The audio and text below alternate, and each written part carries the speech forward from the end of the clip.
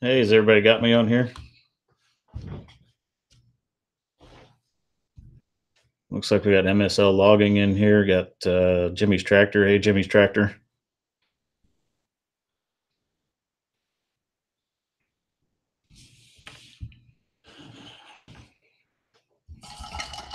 Josh Wellner. Hey, Josh, how are you doing? I gotta refill my cup up here. There's Jason's work. Jason works a lot.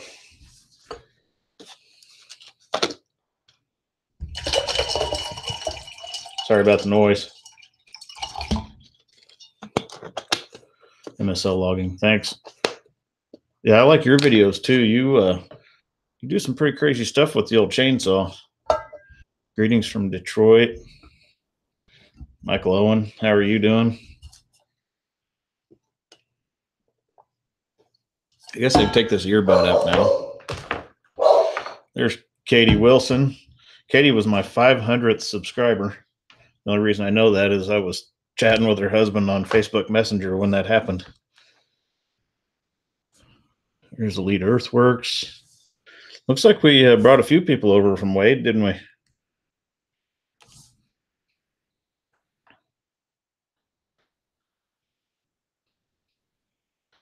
Yeah, it's nothing but water for me tonight. MSL logging. That I got to work tomorrow.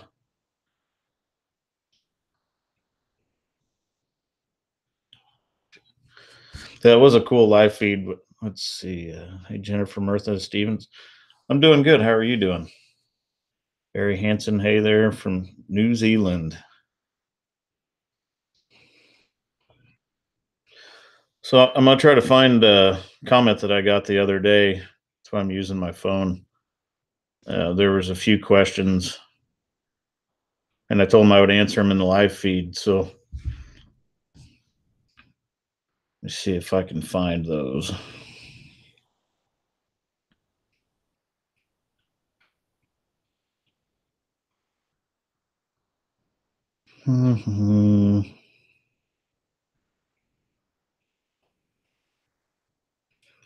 Apologize, it's taking me a second.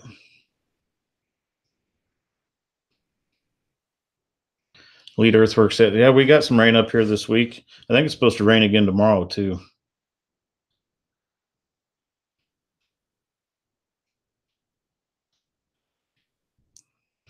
All right, it was. Let me. This thing's going to start playing.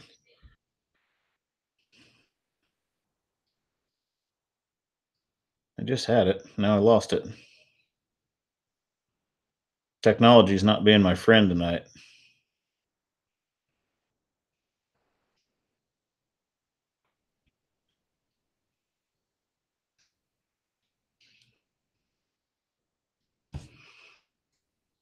Okay, it was Alex Stanke. I don't know if he's on here or not. Um, but he asked. He's actually a crane mechanic, and he asked if the Tadano was basically the same thing as a link belt.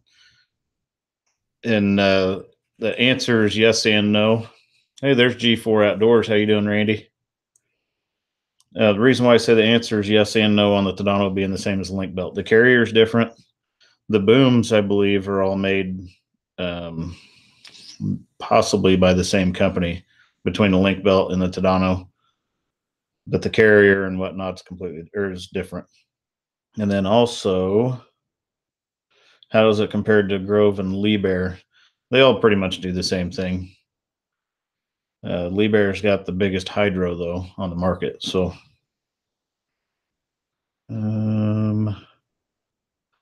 And then he was interested in the boom dolly. So if you've watched my videos, and I probably haven't touched a whole lot on the boom dolly, but it articulates in the center, and it's got a set of tandems in the front and a set of tandems in the back. And the reason why that dolly is set up the way it is so we can haul a piece of counterweight on the back of it, so it cuts out a truck.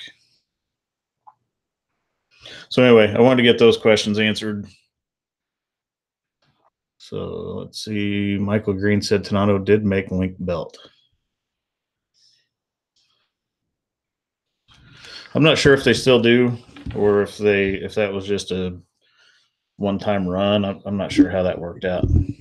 But G4's cooped up in hotel. He's working. I tried to get G4 on my live stream tonight, but he said that he was out of town, so that didn't work out.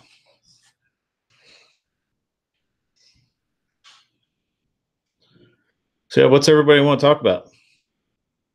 And I got Jimmy's Tractor on here as a moderator. He's pretty quick at looking up stuff, Googling whatnot. He's also phenomenal with numbers. He's almost like Rain Man. Hey, there's Dickard with Dave. I thought Dave had to put steaks on the grill.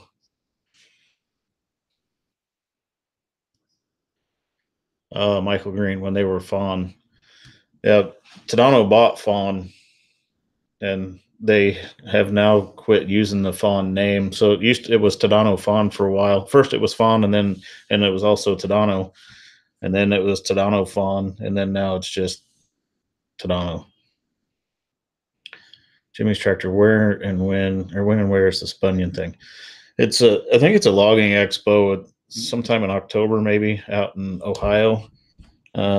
If you look at ohioforest.org, I think they've got information on there on that website for it. John Warren. Hey, John Warren, how are you doing? Dickard with Dave just moved the laptop.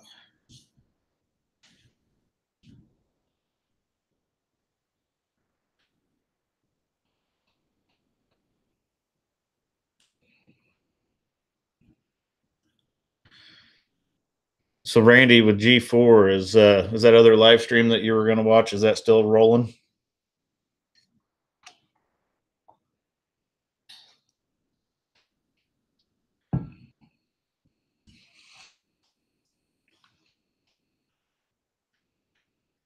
Hey, there's West Coast Alex.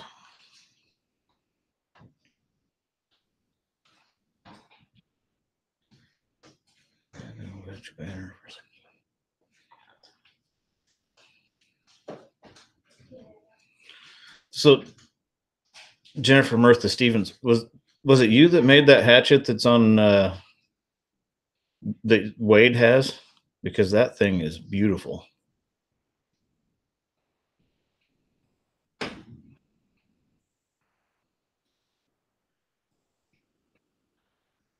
Daniel D. Mag, he runs grows in Link Belt. He likes the Link Belt better. Yeah, I watched some of your videos, Daniel. That little crane's a pretty cool crane. The old school rigs, they're a lot tougher than the newer stuff.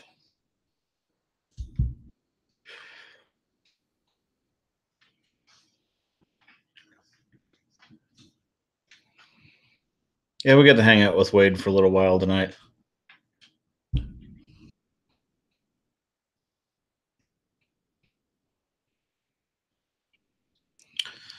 Anyone got any experience with a 6.4 Power Stroke fuel cooking circuit by chance? Beating head against the wall with wifey's truck.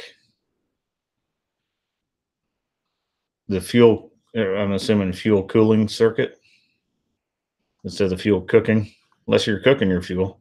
There you go. I'm not sure on the 6.4. I think doesn't it have a cooler that sits right in front of the radiator for the fuel cooler? Because I know my father-in-law's got a 6.4 and an 08, and he ran a deer through the front of it, and they had some issues with the fuel cooler on it. Jennifer Martha Stevens asked, "Oh, would I want one?" Yeah, that thing was awesome. That hatchet was a work of art. I wouldn't want to use it. I'd look at it though. Mark Morton. So good evening, oh mighty needle in the sky. Sometimes.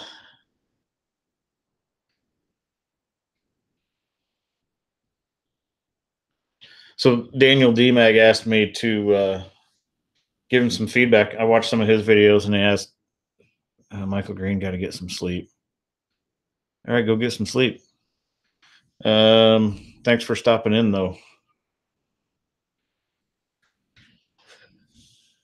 So Michael Greene is he's a Tadano mechanic. He was actually in that video when of taking the boom apart on their 100 ton. So I got to work with him for a couple days on that deal. And I think before it was all done, we were both ready to throw ourselves off a bridge. So I'm going to write down Jennifer's phone number real quick on that hatchet deal.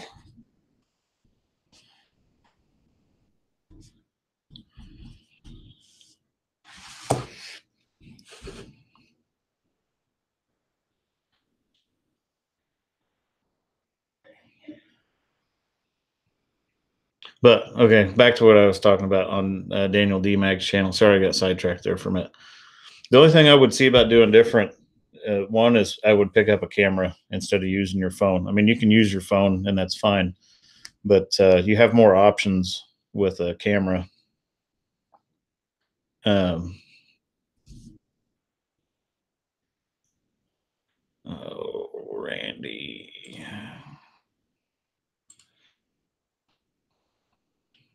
Okay, there we go. But with a camera, you have more options. You have more mounting options and whatnot. So I would definitely move to a camera, and then at some point start working on editing. I know with operating a crane, things can just drag on forever on a job, and most of my videos are 25, 30 minutes long. That's an 8 or a 10 or a 12-hour day, all condensed into one video. So editing will be your friend for sure when you're really getting into the meat and potatoes of making crane videos. But anything I can do to help you, by all means, get a hold of me. I've got an email that you can email me. It's to the topcrane@gmail.com. So if I can help you with your channel or help you with video editing or making videos, any of that, let me know.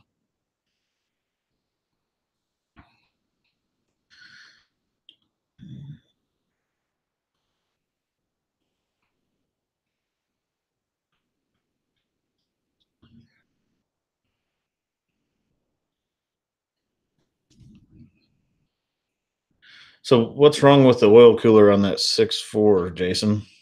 Is it puking fuel out? Is it a piece of wood stuck in my finger?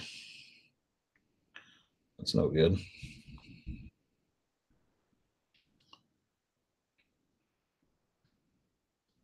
John Warren, you guys setting the refrigeration units on top of the packing in a couple weeks in St. Joe.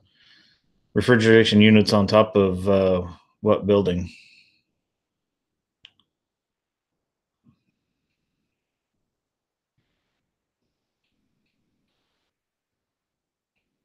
MSL logging helped my channel grow. Um, the here's the thing with growing a channel that I've learned, and there's a lot of people who are saying that my channel is growing really, really fast, and it's still hard on my instant gratification gene. But my channel's grown with help from other people. So like G4 Outdoors, he's the one that got me started in doing this, and then Logger Wade's helped me. Let's Dig 18's helped. All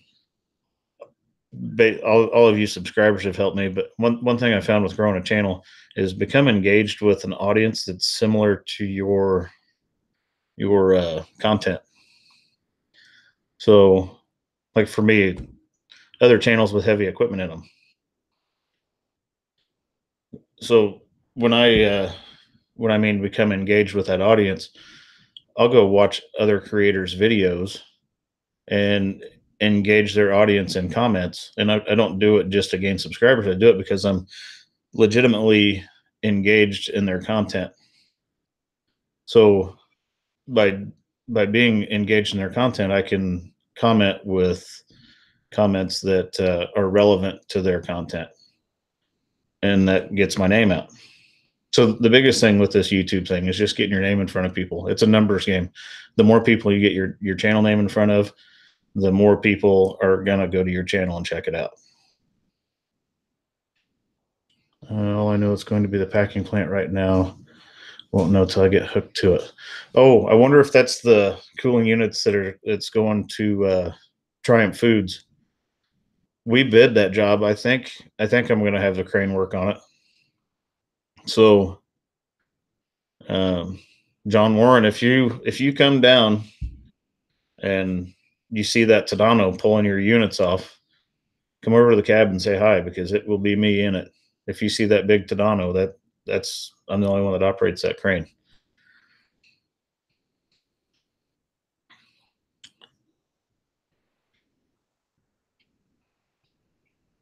G4 Elite. So Elite Earthworks told me earlier. He said that he's gonna have to pay me for advertising, because the only way he gets subscribers is when he watches my live streams or comments on my videos. Adam Gibson, I appreciate that, sir. I appreciate the compliment.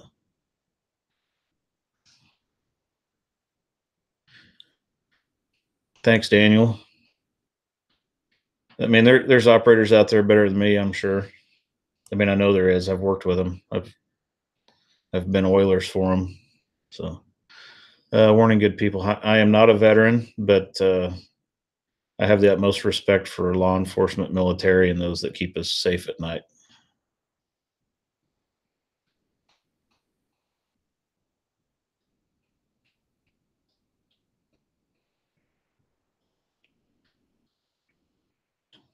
John Warren, that's all I know. It's 12 by 32 by 10.6. And it's coming to St. Joe, John, or St. Joseph. We call it St. Joe. But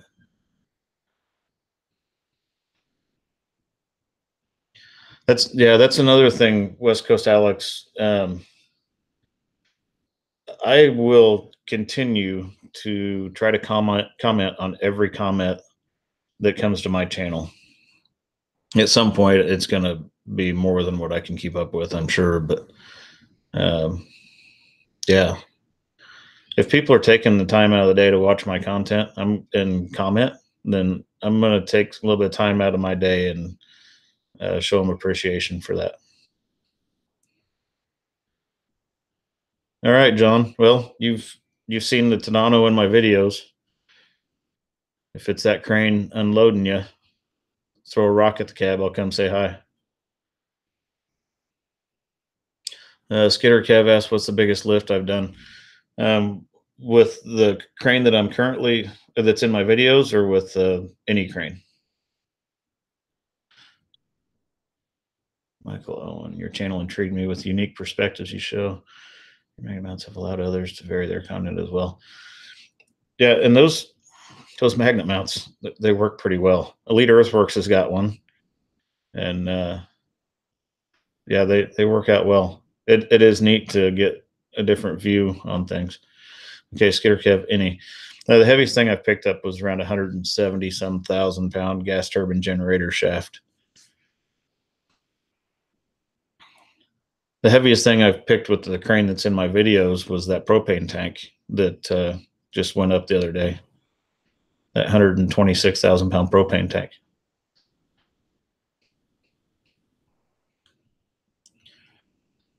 West Coast Alex, I had a mod kick a guy off the other day because he was just asking questions. Okay, so I've got a couple moderators on my channel, and that's Jimmy's Tractor and Dickard with Dave.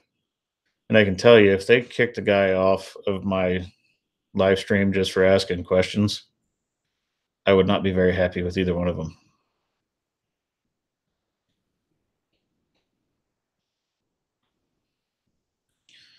Michael Owen, Let's Dig 18. Let's Dig has got some good footage with those magnet mounts. He needs to put some more videos up with some of that footage.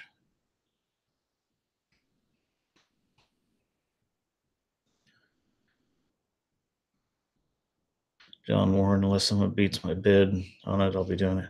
Well, yeah, if you do throw a rock, make sure it hits sheet metal and not the glass. But if you throw me a cap, I'll throw you a sticker. I'll trade you some stickers for a hat.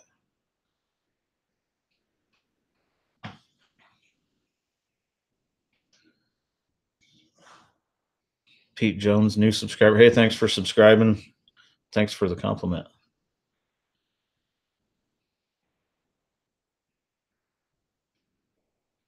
West Coast logging. Well, he's no longer a mod, and you don't have to worry about Dave. He's a straight shooter.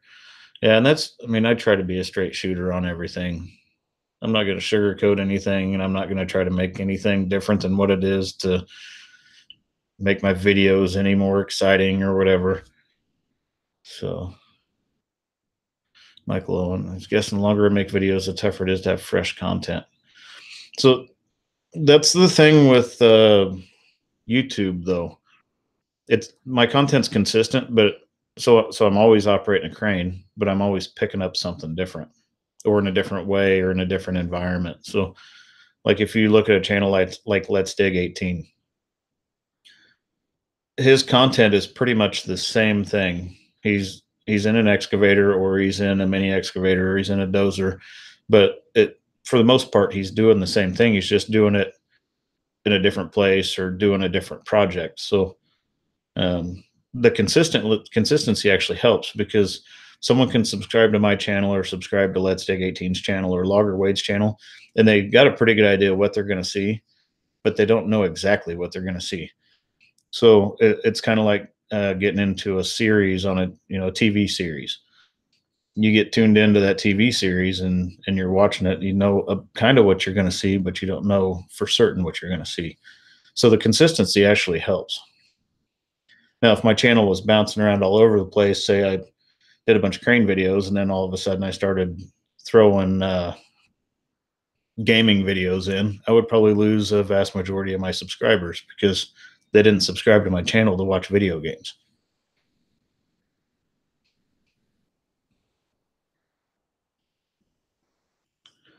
So I'll give you guys a heads up of what's to come.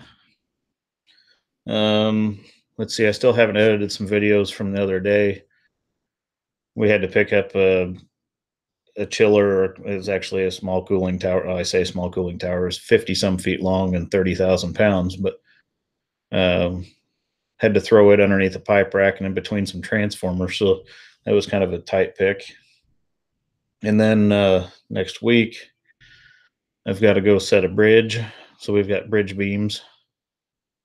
They're actually precast 88,000 pound beams. I think we're going to have our 100-ton crane on one side and then the 200-ton crane on the other. So both of our Tadanos will be on the same bridge job. And then after that, I've got to go about 3.5 hours over into Kansas and pick up I think it's 105 or 125,000 pound autoclave. And we're going to offload off a truck, set it on some rollers on one end and one of our Versa lifts on the other, and move it into a building. And then let's see. And then I've got to work next Saturday at a facility that I can't record in. So, and that pick next Saturday is 105,000 pounds. So, but I won't be able to get any footage of that because I can't record in that facility.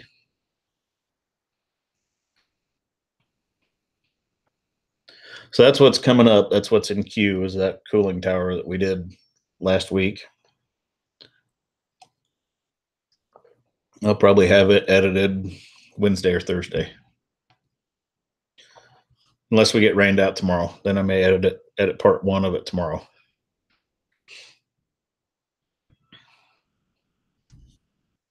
So I've got 42 people on here. What do you guys think of 2-part videos? Like that propane tank. That was a lot of footage. And I noticed well, let me look right now. The first half of that got over 1,000 views in 24 hours. The second half, I don't know that it's gotten as many views. Well, that's quite a few. 734.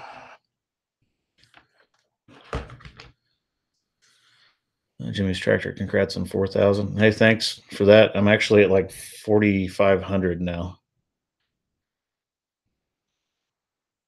So Ed Stevens, he's good with 2-part videos. Oh, Michael Owen, he can't record in his work either. Yeah, Strikers and Abrams are kind of sensitive.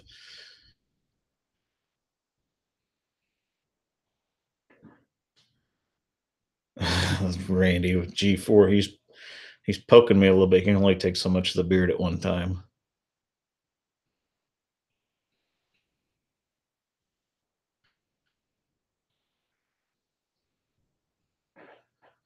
Okay. I just wanted to get everybody's take on the 2-part video thing. MSL logging, what would you guys think if we put a GoPro on a tree, like strapped it to it and filmed it? I say let her rip MSL logging. If you can do it without killing your GoPro, make it happen. Or stick a magnet mounted on it and stick it out on the end of the bar or something. When you got a tree, you can get all the way through. Alex Stanky, I did answer your questions on the boom dolly and Tadano and link belt.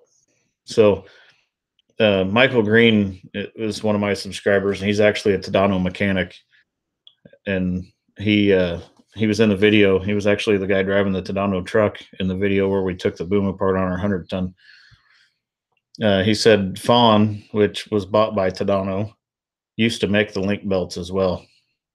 So you are correct, sir, on Tadano and link belt being the same back in the day, but now I do believe link belt is on their own or owned by someone else. And then on the dolly, that articulated dolly, the reason why it's set up that way is so we can haul a piece of counterweight on the back of it.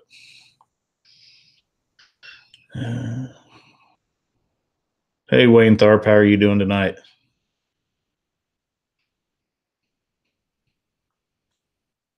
Hey there. Everybody say hi to my mom. So there's my mom. Mary Fiden is my mother. And she doesn't like when I get into situations that make her nervous. Oh, well, and there's my dad. So my mom and dad are tuned into my live stream.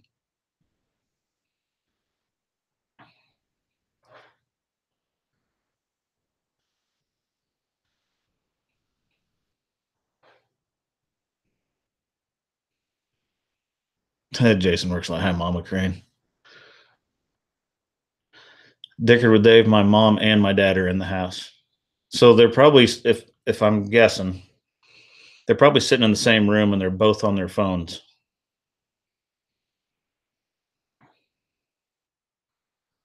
But it's just speculation.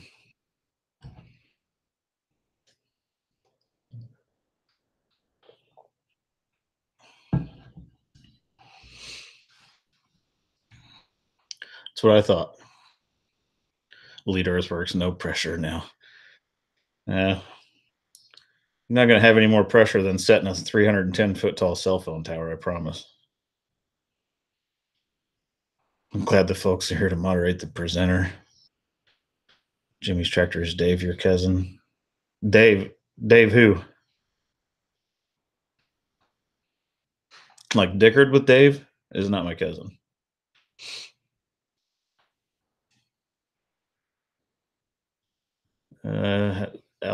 Alex Stanky asked, have I ever operated any Grove or Lee Bears? I haven't been in a Lee Bear, but I've been in some Groves.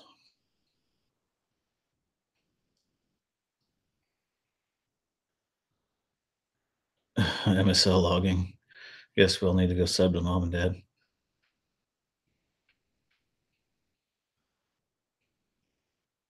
Oh, okay. Wayne Tharp. I didn't see that question, Wayne. I haven't ever used a wrecking ball.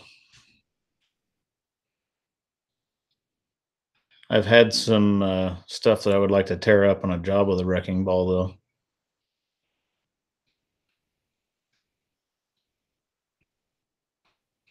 Jason works a lot. He's playing on a big screen and commenting on his phone.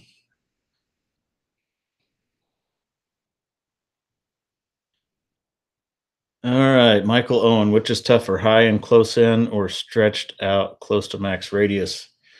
That's a good question. Tougher on the nerves is high up. So if you can keep a load close to the ground, it doesn't matter. Even if you're at max radius, it's not as stressful because if something starts happening, you can always set it down. But once you get that thing, whatever you're picking, once you get it 250 or 300 feet up in the air, if something starts happening, you're married to it. You're riding it out. So there's always more stress when you're way up in the air. So Skidder Kev's got to head out. Thanks for stopping in, Kev.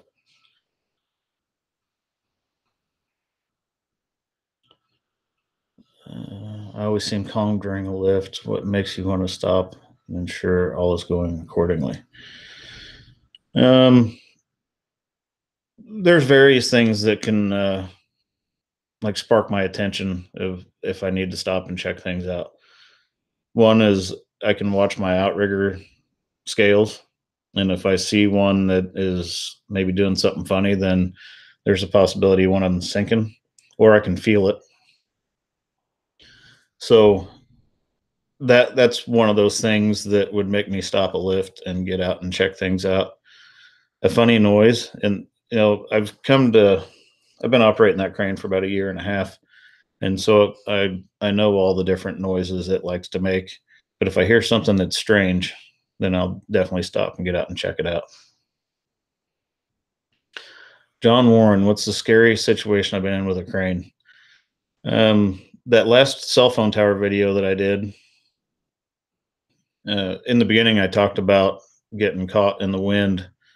So I had 197 feet of main boom with 43 feet of jib, and out of nowhere got hit with 44-mile-an-hour wind in the side. So that was probably the most scared I've been in a crane.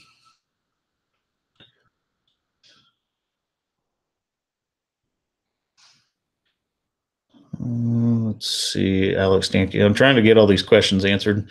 How do they compare to the Tadano? The Grove that I operated, it was an older one. So I'd say the Tadano's got more creature comforts, but Grove makes a great product. Really, any of them, the Grove, Tadano, Lee Bears, Link Belts, all of them have a great product. Michael Owen, yes, there is no more free fall button.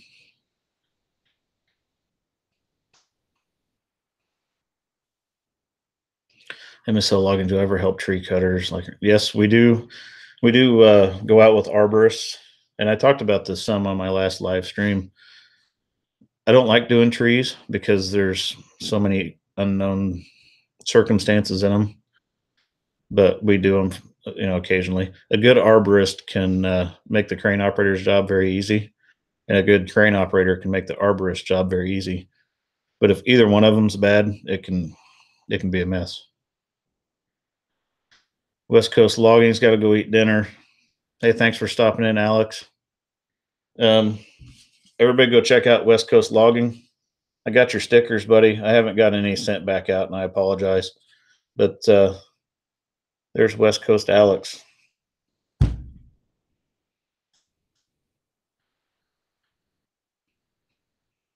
That would give you pucker power. Yeah, John Warren. I think I either left some extra material in the seat or I ripped a hole in the seat. It was pretty sketchy.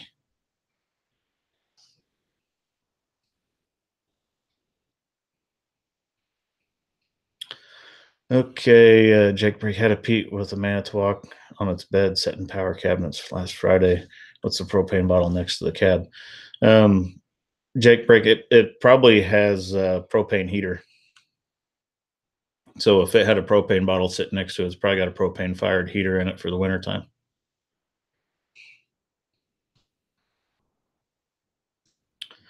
Alex Stanky, do we have a luffing attachment for our cranes?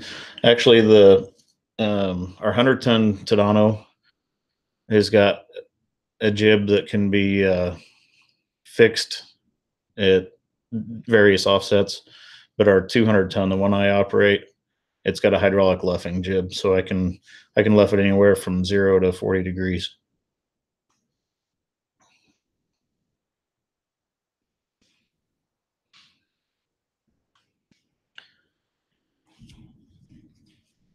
How are those steaks, Dave?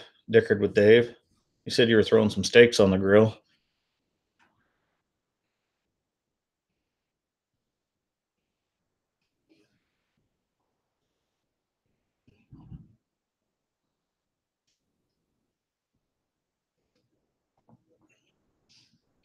MSL Logging is going to head to bed too.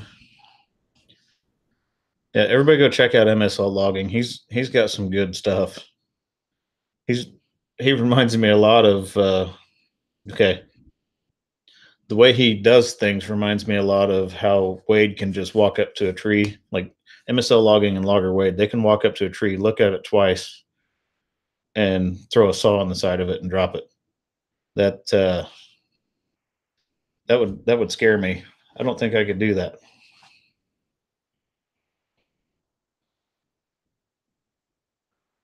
Let's see. Chris Roland asked, "Can you ever do counterweights, or is it just best economy to match counterweight?" Okay, so our counterweights have to be hauled. Like each weight has to be hauled by another truck. I travel with two weights with me, one on the dolly and one on the support truck. If we need more weights than that, then we have to have another truck. So, if I'm going out to make a pick that only requires two counterweights, then it's most economical and it's faster setup to just throw those two weights on. Every time I add a weight, it adds time to setting it up and to tearing down. So we typically just run with the two weights unless it's something that's heavy that I got to have more counterweight.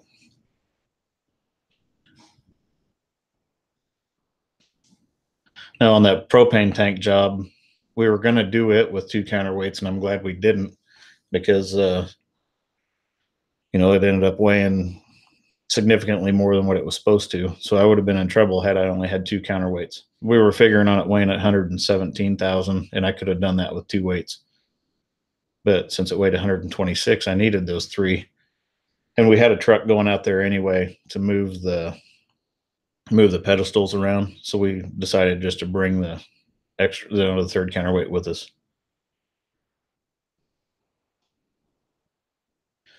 Jimmy's tractor. Some guys just have that's true. Some guys just have a brain that know how to lay down a tree exactly where it needs to fall.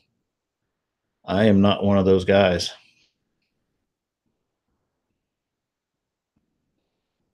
And I mean, it's all in what we get used to. I'm sure if you took, you know, MSL logging or logger weight and threw them in the seat of a crane, they would probably freak out a little bit. No different than if I grabbed their chainsaw and tried to cut down a 150-foot tree, I would freak out a little bit. But it's all in what we get used to.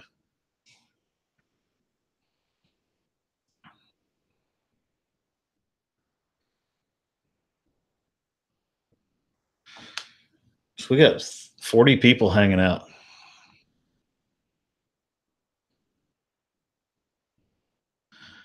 I spent a little over an hour over at Wade's channel, just hanging out with Wade. So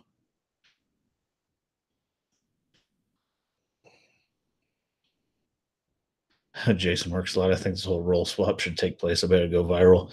It probably would because I'm sure there'd be a crane accident and a logging accident involved. And my wife, she's a nurse practitioner, and I asked her one day. I said, "Hey, do you want to go to work for me?" And she's like, "Do you want to go to work for me?" And then my witty 17-year-old daughter piped up and said, "I'm sure there'd be deaths on both sides of that."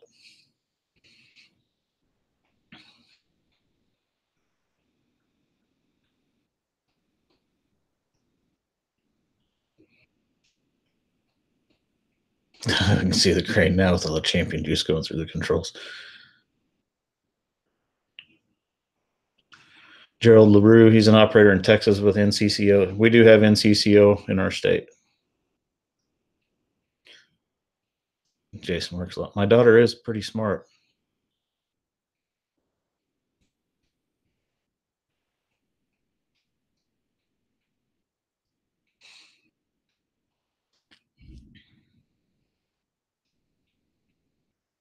Yeah, Wade probably did get 1,000 hours tonight. He had a couple hundred people consistently on that live stream.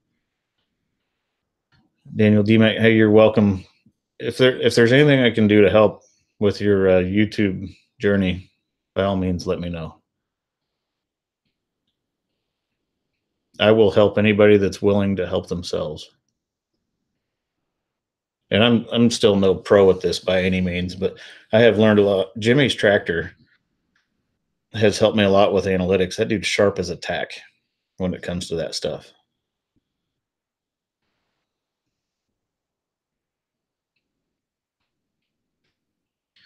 Okay, Michael Owen asks, does my crane compensate for flex as the load is applied?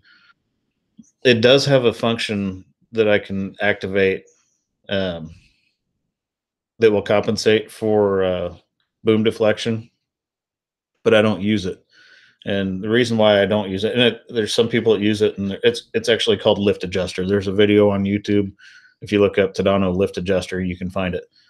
Um, but the reason why I don't use it is it sets your throttle at a certain throttle, and all you have to do is cable up.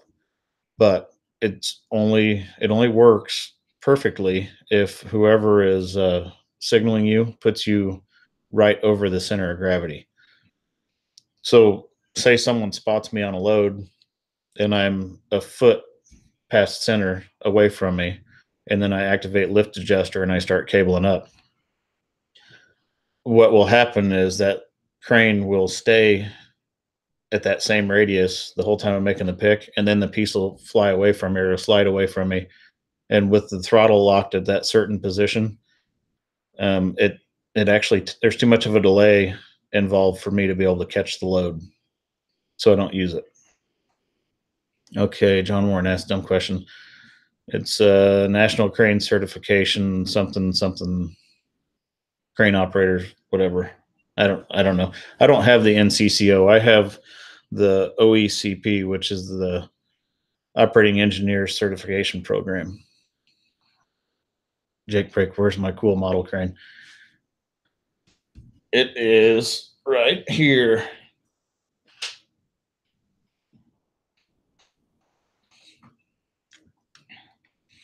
So it just sits there on the corner of the desk.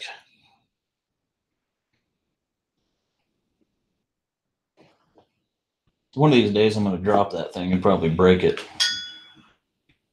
Then I'll be working on my tiny crane. Wayne Tharp, hey, thanks for stopping in. And hey, I'll always answer questions as much as I can. Hope you have a great week as well.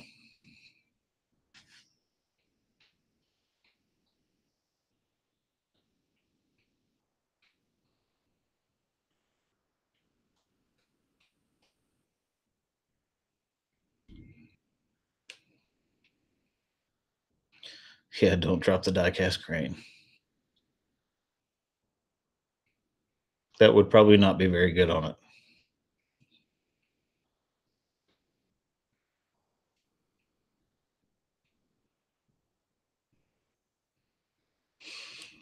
So is everybody good with the schedule too that I'm using? I'm trying to do a live stream every 2 weeks.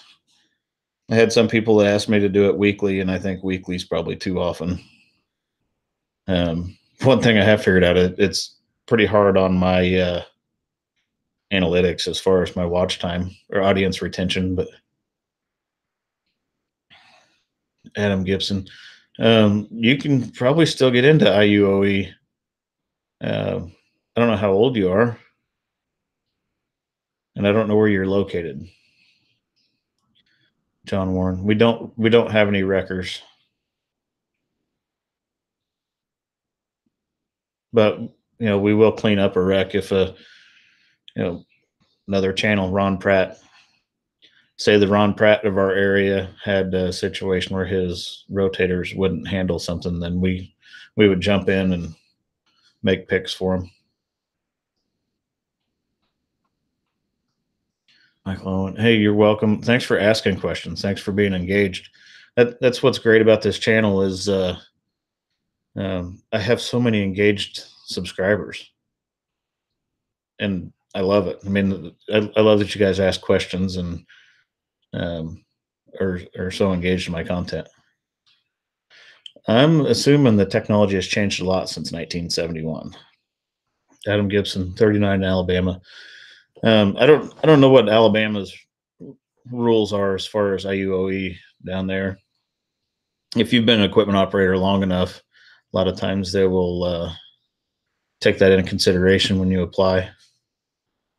But if you want to get into it, if you contact your local IUOE hall, that would be the way to go.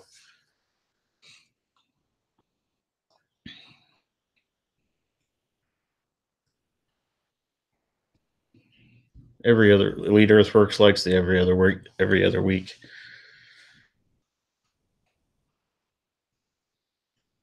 Jimmy's tractor, he knows the counterweight swivels with me, but how much strain is the mount able to take? It holds 110,000 pounds of counterweight up there just fine. So, and actually, what it does is it hangs on the back of the superstructure, which is the same structure that the boom's mounted to. And the superstructure that is on the Tadano 180 is the same superstructure they use for the 220 ton. So same superstructure, same carrier, longer boom, and more counterweight.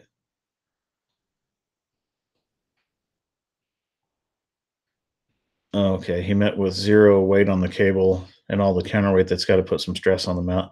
And it'd all be on that ring gear. I mean, that the slewing ring, I'm sure there's a lot of stress on it, but there's also a lot of stress on it when I'm reached out 249 feet. Alex Williamson's Adventures is in. How are you doing, Alex?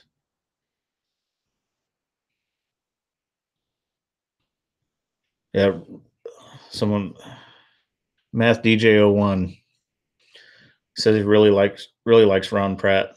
It was a comment I left on Ron that brought him to my channel.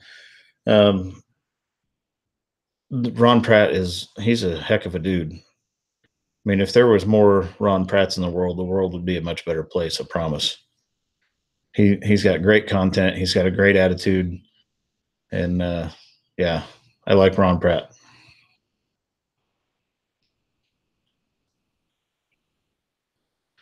So the slewing ring, the way that's set up, Jimmy. I don't know if you've seen the guts of one of those, but it's basically two machined surfaces that have steel balls in them, like ball bearings. Oh, my mom's got stuff to do, so she's going to jump off for now. Well, thanks for tuning in and giving me some watch time, Mom.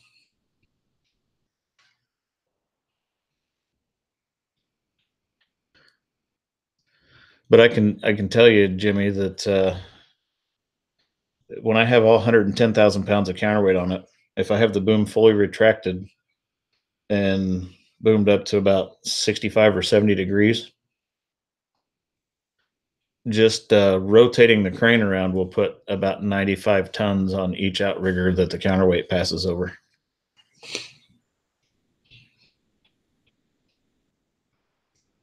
Recommended channel to you for some custom camera mounts. Huh? No, that's fine, Alex. You can recommend whatever channel you would like. Uh, Thanks, Dad. I'll try to stay safe. I'll do the best that my common sense and a little bit of knowledge will allow.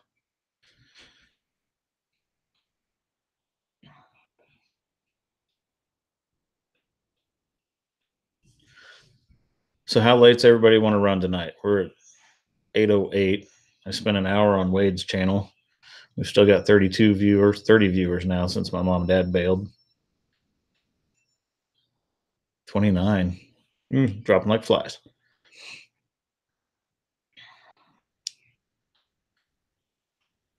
Michael Owen slew rings we deal with have rollers same length as diameter, and they have plastic spacers, keyed on bearings. That's probably the way the one is in the 180. I'm assuming it could be balls or it could be cylindrical rollers. Chris Rowland, so could the counterbalance tip me over backwards? It could if okay, if I were to be set up on mid span with all of my counterweight on it, then yes, it will tip over backwards.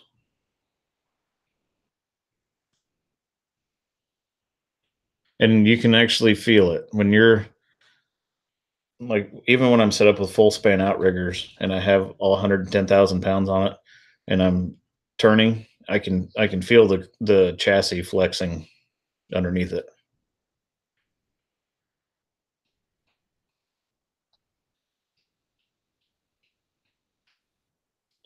Jason works a lot. Getting ready to drive to work. Oh.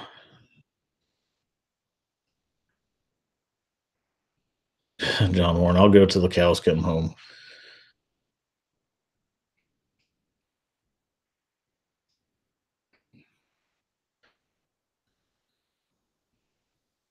Yeah, there probably are cylindrical rollers in that.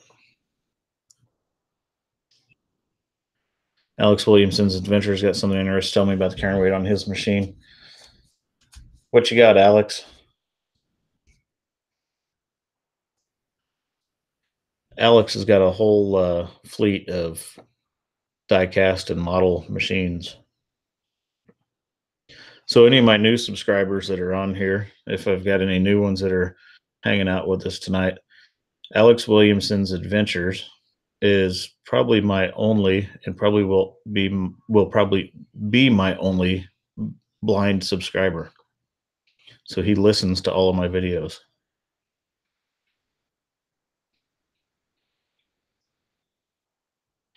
John Warren, that it is kind of a weird feeling till you get used to it. You can feel, everything flexing underneath it, but it has to flex or it would break.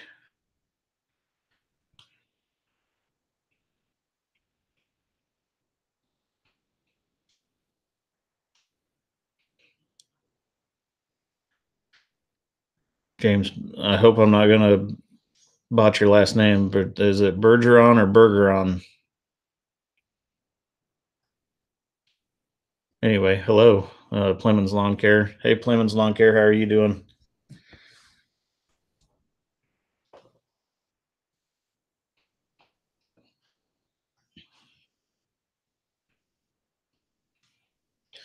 And Jason needs to get some more. Jason works a lot, needs to get some more content out there. Just like Jimmy's Tractor needs to start putting some videos up. Katie is going to be very upset with you, Jimmy, if you don't start posting some videos.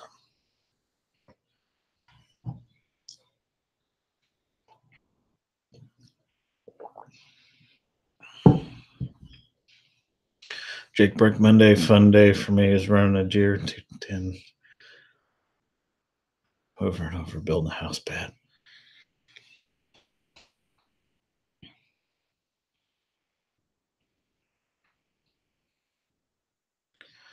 I used to do some dirt work here and there, and I still do from time to time, but I prefer cranes. Katie Wilson's already upset with him. Upset because he's not producing any content? Or are you upset with him because he hasn't grown a beard yet?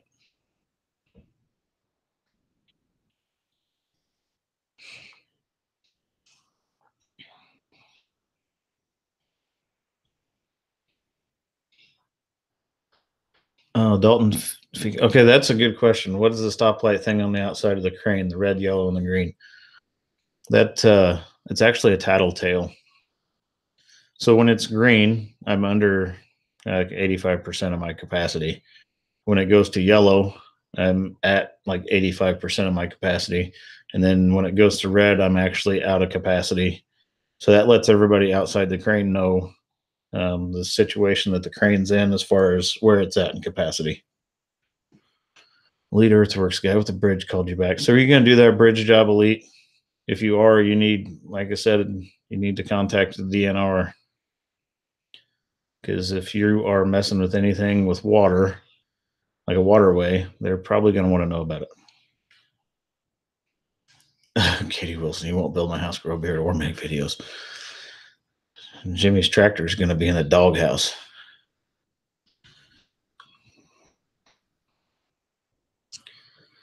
Jason works a lot.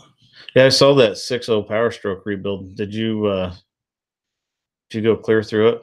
Crank rods, everything? So I had a 6.0 Power Stroke a few years ago that I bulletproof, did head gaskets and studs and all that fun stuff, and did it with the cab still on it without pulling the engine out.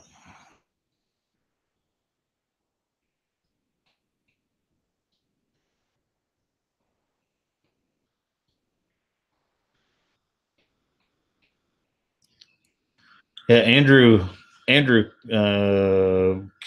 Camerado, I think. He's got some good stuff, and he is a go getter. That dude, he will make do with whatever he's got and make it happen.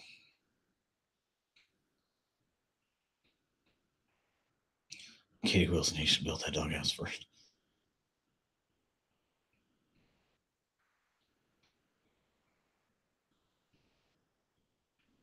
Jason works a lot. O-ring that you O-ringed your heads on that 6.0. I didn't O-ring the heads on mine. I wasn't running that high a boost. I think I was only running about 42.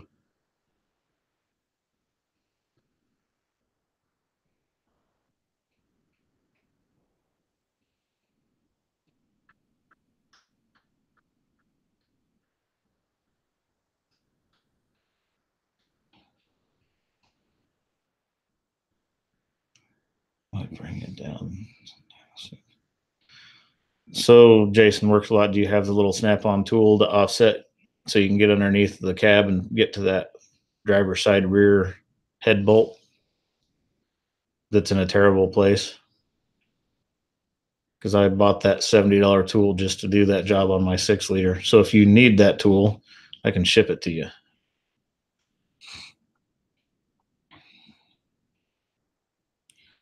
Okay, watch Andrew build a bridge for 77 minutes. So that bridge that Andrew built on his channel is, I mean, it's pretty much what we're going to be doing next week with our 200-ton Tadano and our 100-ton Tadano, except for we're setting 88,000-pound precast bridge beams.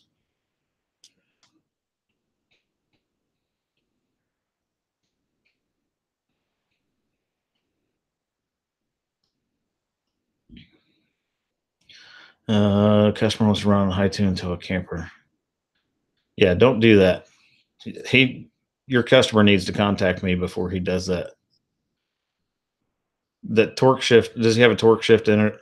I'm assuming he does. A torque shift is a great transmission, and they're tough as nails, but it's not going to handle that camper in his. If he gets crazy with his right foot, it's not going to like that camper in a high tune.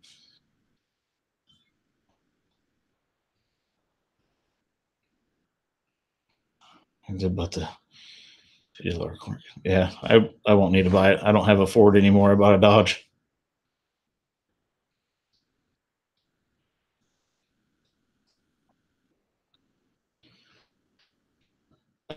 James, I'm going to check your channel out. We'll what kind of videos are you making? What's your content?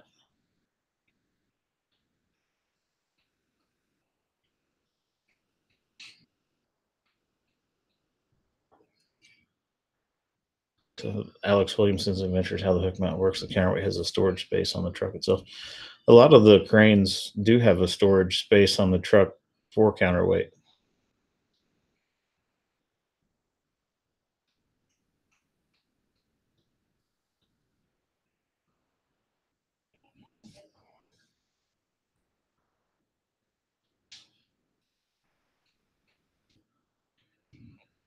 Lead Earthworks' Ford took flight during the tornado.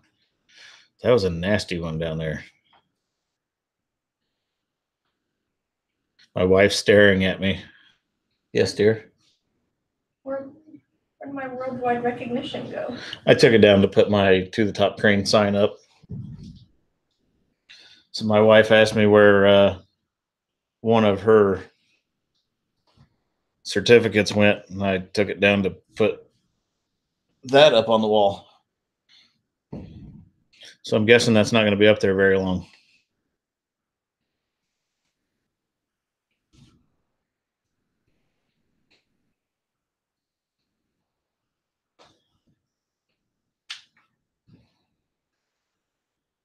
I watch a driving wife who works a lot of 350. Jason works a lot. Is the 08 deleted? One of my subscribers says, "Hi, Mrs. Crane." She says hello.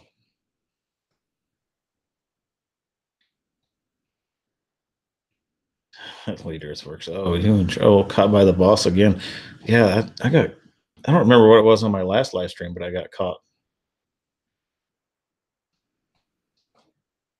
Do a lot of miscellaneous content.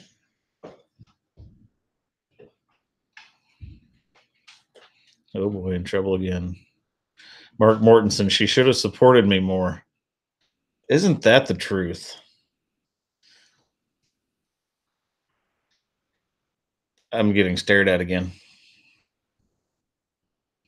Okay, Jason works a lot. What I've read about the 0864 Power Strokes is the extra fuel shot that they throw in at the end of the, I think they throw it in right before the exhaust stroke, tends to fuel dilute your engine oil, and as such starts taking lobes off the cam. And the only way to access the cam is out the back of the block. So the recommendation is to constantly check your engine oil level. So if your engine oil starts coming up, you definitely are blowing fuel into your crankcase.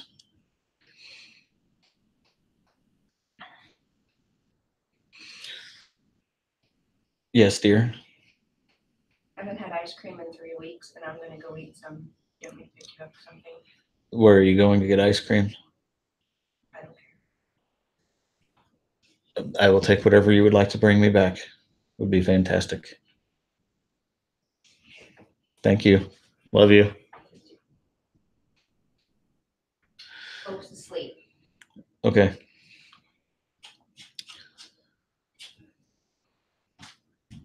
Jimmy's Tractor. Watch the videos on tagging.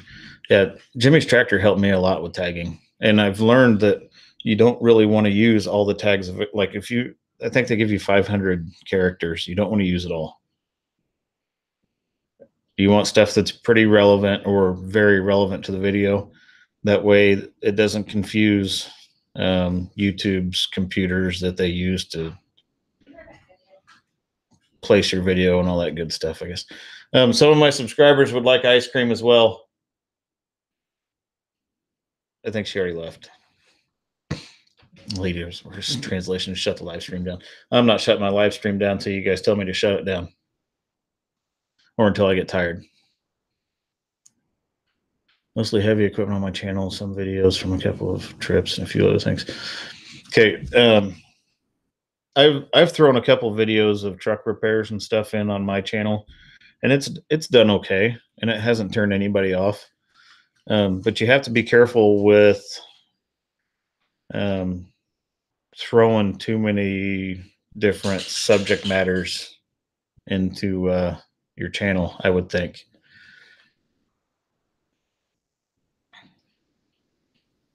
Jason works a lot. Explains why it loads up with fuel like hell when she's driving it. Yeah, I mean, keep an eye on your engine oil level in that 08 till you get it deleted.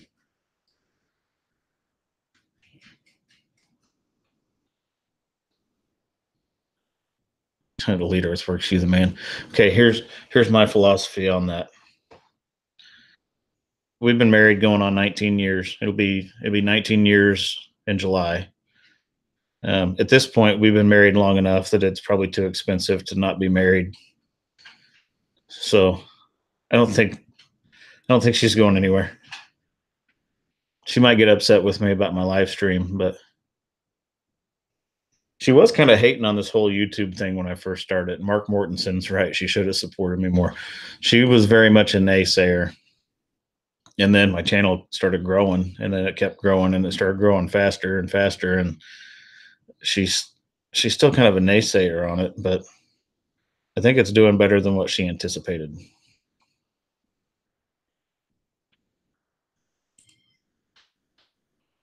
Jason Merslow's channel is going to be all over the place since I do so much. No, as long as you keep it in like the same general field, I think it would be okay. So like, since you're doing a lot of fabricating and you're doing engine rebuilds, and like if you try to keep your content as such to where a person would be interested in all the things that you're doing on your channel, then I think you'll do fine. But if you have an engine rebuild and then all of a sudden you're fly fishing, and then you're video gaming, and then you're writing a review about tennis shoes, I think if you're doing that kind of stuff, then you're going to have trouble with your channel.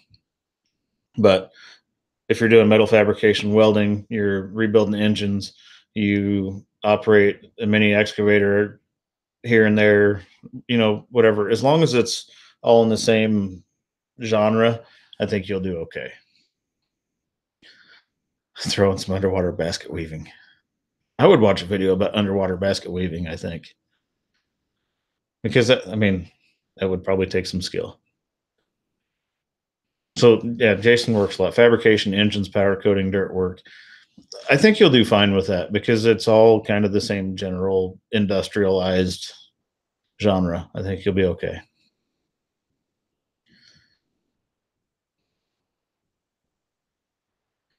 Okay, Jimmy's tractor. He's not, like you said, he's not serious. He'll sleeve an inch and cut through.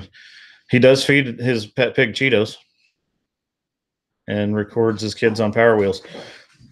But Jimmy's tractor would do fine if he would start producing some content. So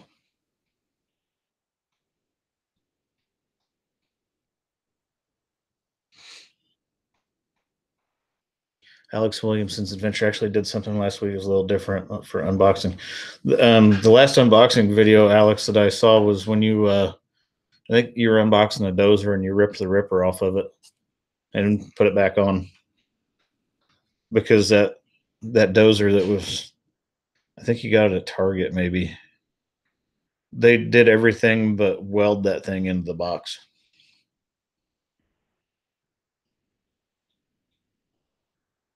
Mike Lowen, that's a good point. You can organize your channel content by playlist, so at least that way people can go and find what they want to watch on your channel. If you could get the pig on the Power Wheels, that would go viral. I agree. And Jimmy's wife, Katie, she's got a video that's got over 4 million views. And I don't know that she's been producing any content, so she's been kind of on Jimmy's back about producing some content. I wonder if Katie maybe needs to produce some as well. Just spitballing.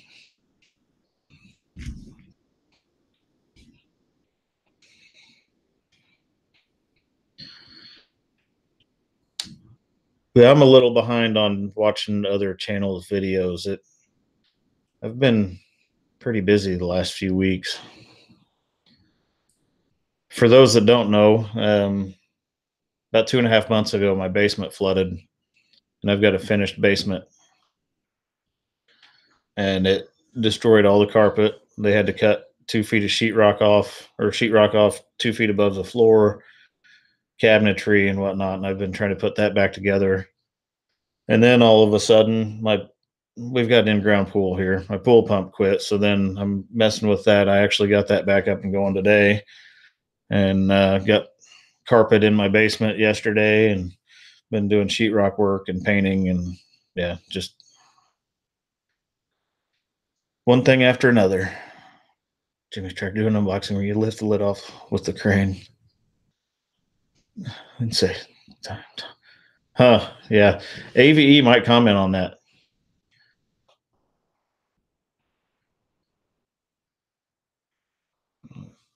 Okay, Wilson, you don't want me producing mine. Will be way too opinionated about people and things. Oh, Jimmy's tractor had to delete Katie's last video.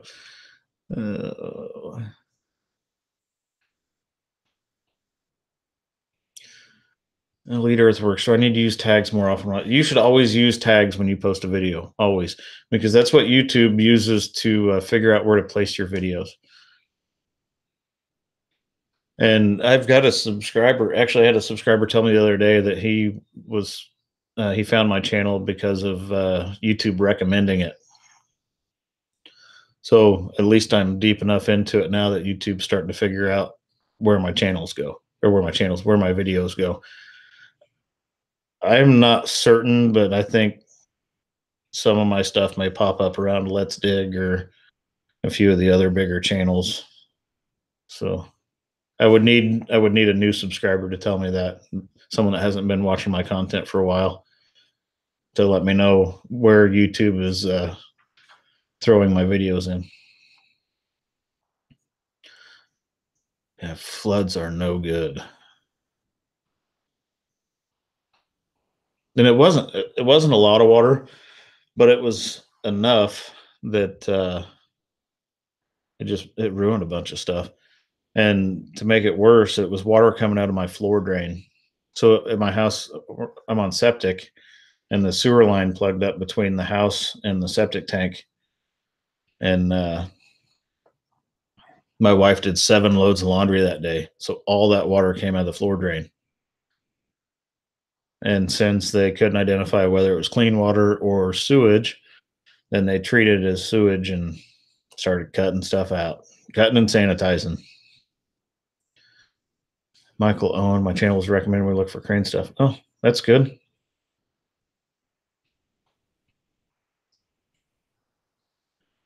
Jimmy's tractor no tags equal no views unless you arrived like Jimmy or AV. Nobody with a decent video will get 10,000 views with.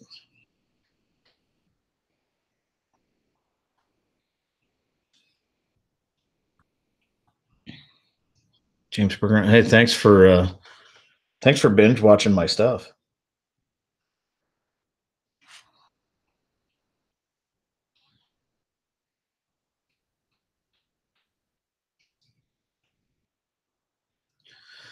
So evidently YouTube's really starting to recommend my stuff. I don't know. I haven't looked at my analytics on that to see.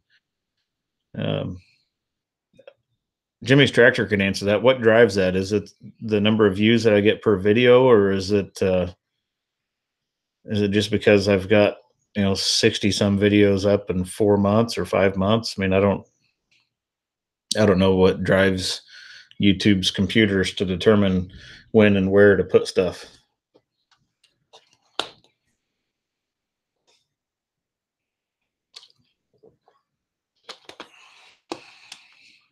It took me about 3.5 days. 3.5 days to watch all of my videos.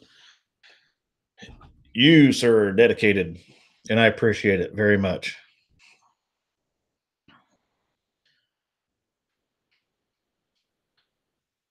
Social blade. Oh, I guess that's my social blade. Jason.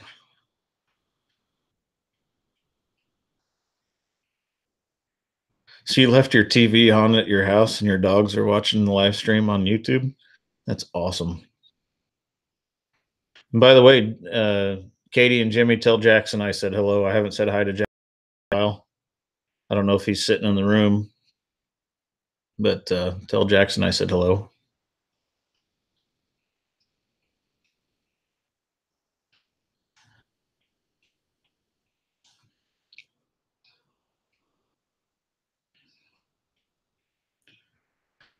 Michael Malone. Hey, thanks for watching my content and for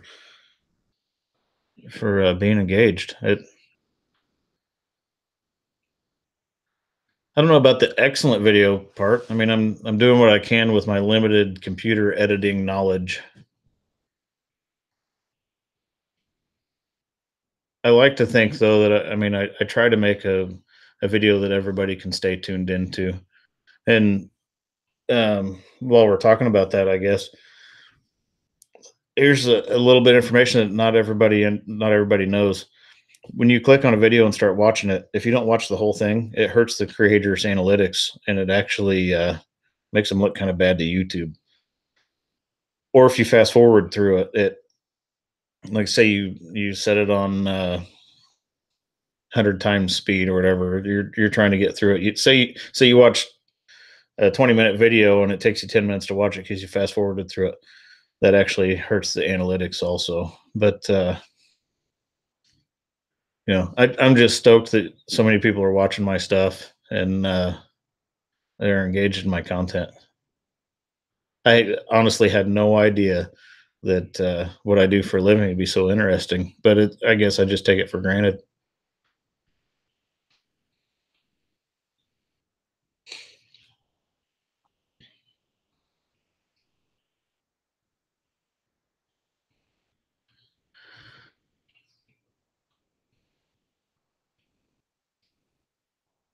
So, Elite Earthworks, what are you at on your sub count now? Where are you at with that?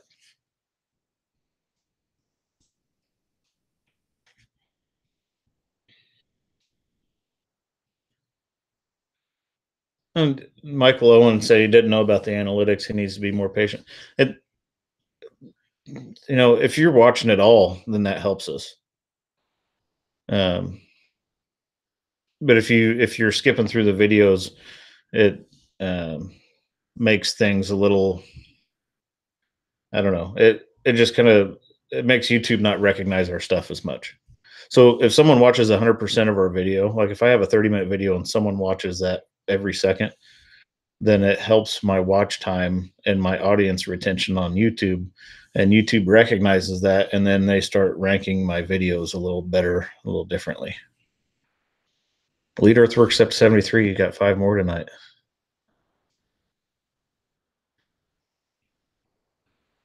Steve Hartley, thanks for letting me know about fast forward. I do that all the time on Cotton Top. And I mean, I'm not going to tell you guys how to watch videos. I mean, you guys watch them how you want, but that's just information that I thought I'd pass along. And one of my friends pointed out, he said, I want to know who it is that's giving me a thumbs down on my videos, because there is someone out there that's given me a thumbs down on almost every one of my videos. But I'll fill you in on a little secret. It doesn't matter. Someone can give you a thumbs up or a thumbs down, and YouTube still treats it the same because it's audience interaction. They don't care that it's a thumbs down or a thumbs up. So whoever's out there throwing thumbs down on my video, so be it. It's not going to affect my analytics at all.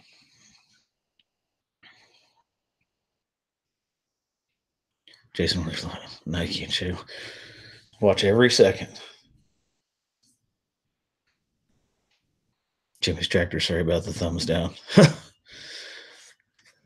I'm not concerned.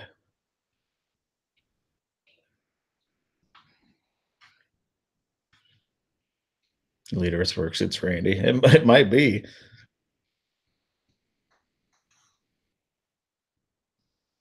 So, sometimes that stuff will happen. You'll have a video that'll just be sitting there doing nothing, and then bam, out of nowhere, it starts going crazy. Rainbow's Clown looking for. Okay, yeah, I do have another video in queue that I haven't edited yet. I need to get out there. I forgot. After we did that 126,000-pound propane tank, 2 days later we had to go pick a 79,000-pound tank. I completely forgot about that footage, so I need to get that out there. But there is a video. There's a quick video on there. We put 6 parts of line in and reeves the block on it. So I will try to get that up maybe Tuesday. And I love that name, Rambozo Clown. That's awesome.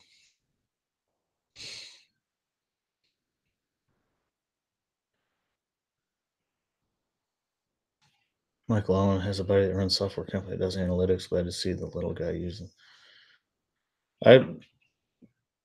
Jimmy's Tractor told me that I need to really pay attention to my analytics, and he's kind of told me what to look for. So Ed Stevens is heading out.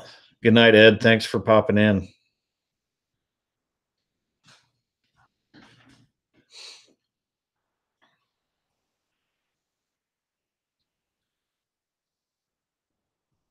Alex Williams' adventures got me over 300 subscribers. So I would like everybody to go check out Alex Williamson's channel. If nothing else, throw a comment up, say hi. John Warren, sharing your videos, does that help? Yes, sharing helps. I don't share. I've got a Facebook, and I don't share a lot on Facebook because that's my personal Facebook account. And when I first started my channel, I threw my channel, when I first started YouTube, and I threw some of my channel content up on Facebook a few times, and I just don't do it very often because I figure I threw it out there once, or twice, or a few times, and if people want to watch it, they want to watch it. So all of my growing has been done, for the most part, just on YouTube. Jason works almost at work. Will be more social shortly. Also, if you save, like, whenever you like a video and it saves it in your liked videos, that helps us.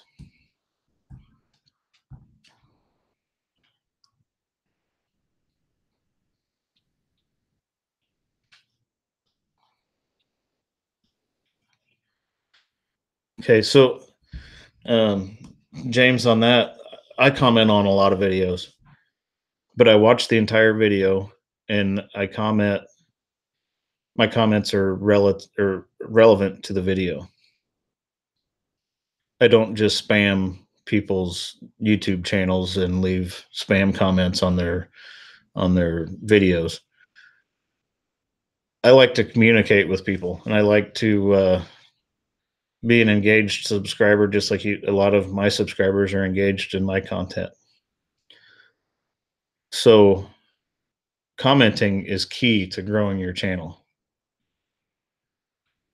because especially if you're commenting on videos that are similar to your content, because people will click on your little icon and go check out your channel, and if they like what they see, then you just gained another subscriber. So commenting is key to growing a channel.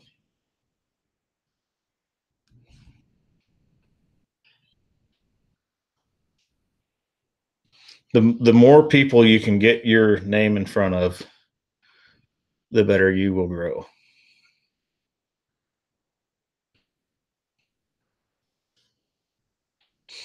Yeah, Elite Earthworks. That's exactly how I met Elite, was through comments.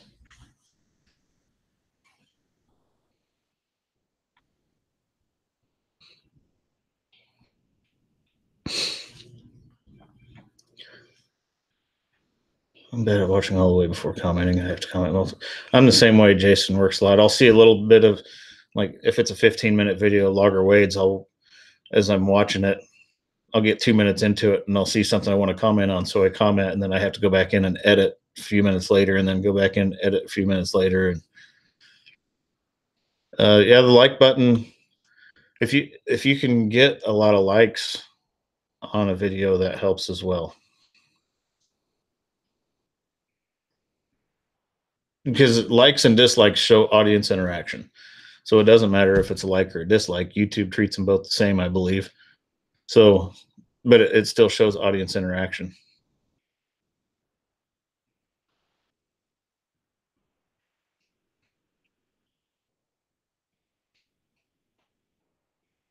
Dustin Finley, better late than never. And really, it's doesn't matter. You're here now. Michael Owen, do your analytics show how much a comment is edited? No, it doesn't show how much it's edited. It just shows on your comment, next to the comment, it shows that it's been edited.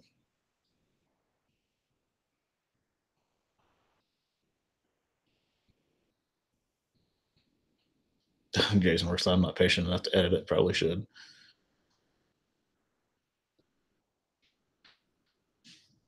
4 cameras to do videos. Yeah, and if you, this YouTube thing's a marathon. If you stick with it, it'll grow on its own, just as people find your stuff. And I'm fortunate, and I would probably attribute a lot of my growth, my channel growth, to the fact that I've got a pretty cornered market. There's not a lot of channels that have the content that I do.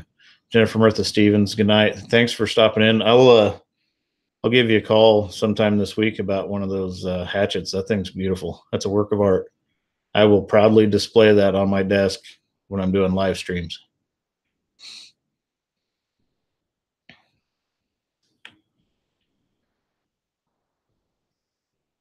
Actually, what I might do is Logger Wade sent me some stickers, and my wife's kicking me out of her office because she's going to take a job as an adjunct professor for an online university. Um, just because I guess she likes interacting with students, but um, so she's going to kick me out of her office. So I'm getting moved to the basement I'm going to build a little YouTube studio with a basement. It's going to be about the size of a closet, but really I don't need much room. Um, but on the back wall behind me, like for instance, if it was here, I'm going to do a sticker board, and it's going to have stickers for all the channels that have sent me stickers. And what I might do with that hatchet is put Logger Wade sticker up there and stick that hatchet through it. Just have it stuck there in the wall.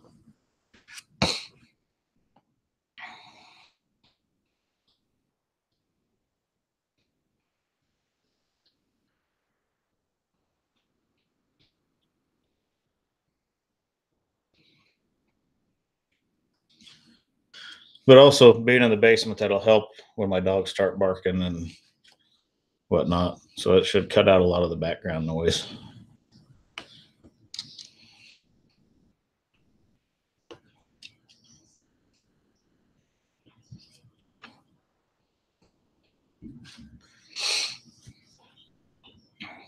John Warren said you can tap it and see what the person said before on your comment.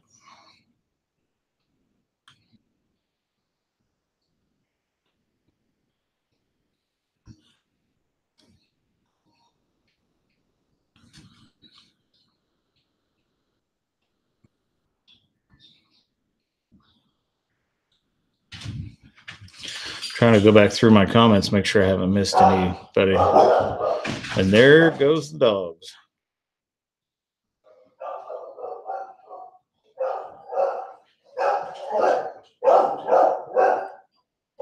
Steve Hartley, Loggerway told us to check us out, and I got hooked. Well, thank you, Steve. And Loggerwade's a good dude.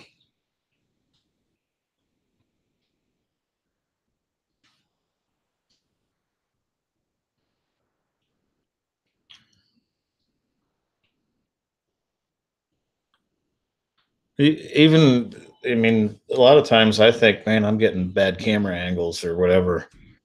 And, you know, I just roll with it. Sometimes what I think is going to turn out terrible turns out pretty neat. Steve Hartley, is the ice cream here? I think the ice cream might be here.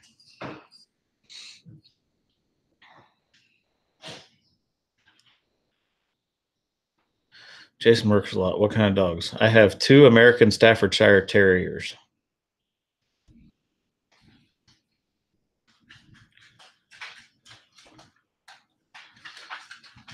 Oh, the ice cream is most definitely here. Thank you, honey. Welcome. Everybody almost saw your hand. Hi, baby. So I got a receipt with it too, huh? Oh, sorry. Perfect. In case I need to take it back. So, Sonic, it must be a large chocolate shake. And I'm not going to use the spoon because I'm not that kind of person. I'm not going to do that to you guys. But it does have a straw in it.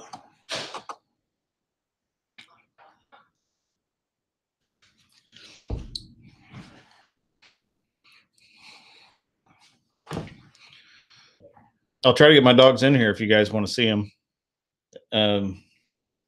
I know one of them will come in for sure. She's a sweetheart, and she's not scared of anything.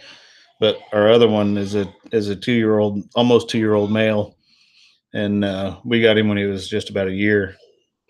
And he came from a home that I think was kind of rough, so he's pretty skittish about everything.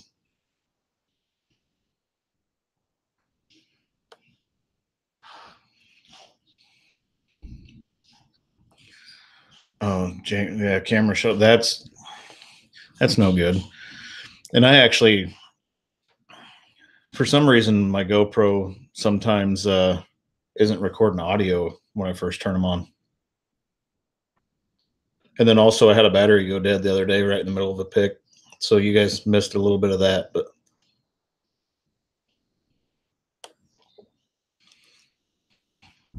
okay, let me see if I can get one of the dogs in. G4 Outdoors, y'all can't have this many questions. G4 Outdoors is upset because I have an engaged audience. So he's going to throw stones. Let me see if I can get Hope in here. Hope. Come here, Hope.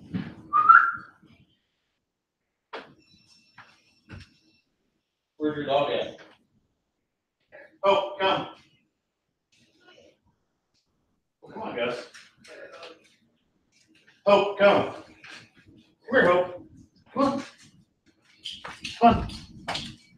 Come here, Hope. Come on. Come on. Oh, now she ran. Come here, Hope.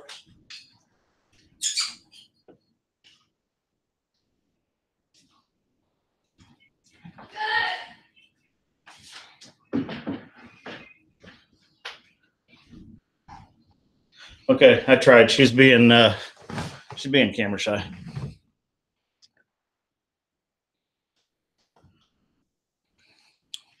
Does my GoPro ever get really hot? I haven't noticed it getting hot.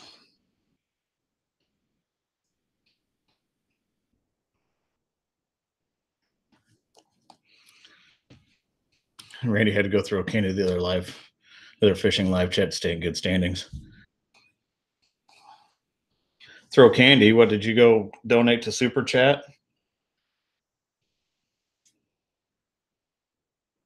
That's funny, Jason. You're greatly underestimating my ability to ask dumb things. You G4, you got the Hero 6, I think, didn't you?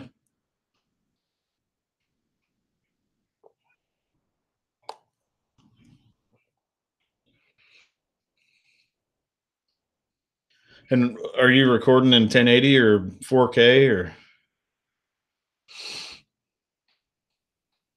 John Warren? That's true.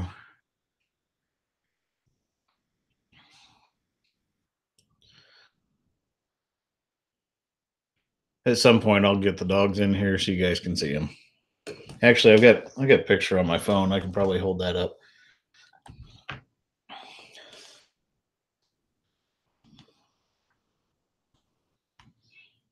Let's see.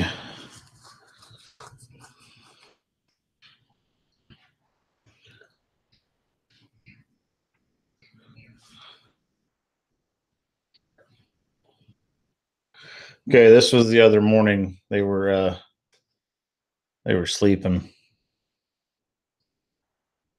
So I don't know how well you guys can see that. There might be a little glare on it.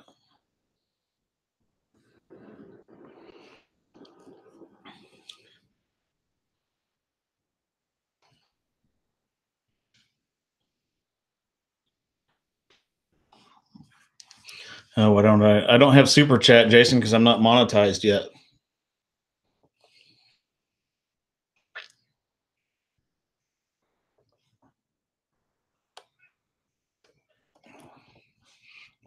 That's why I don't have Super Chat. Once I get Super Chat, then you guys can make it rain on me, I guess. You can throw me nickels.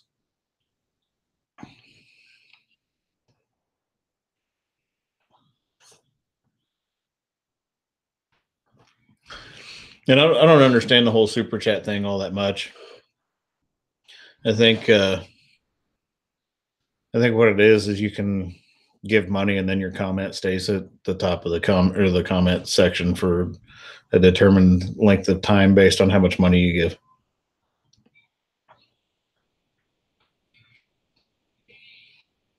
give. Oh, there's times I get mad at my dogs, trust me.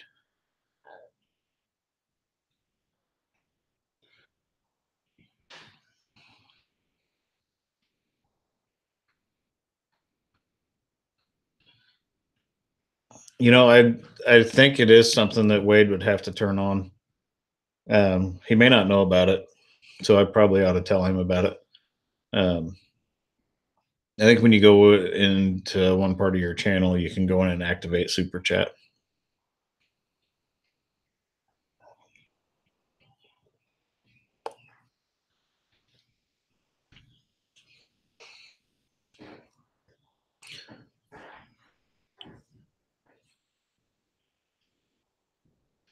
Yeah, we probably could have Super Chat Wade enough to get him the international.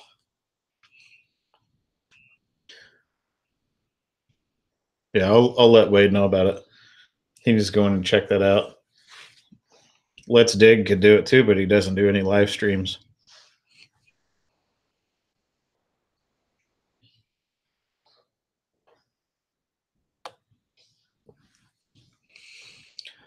There. G4 answered that. All you have to do is enable it once you're monetized. Dalton Feeks. Hey, thanks. Thanks, Dalton.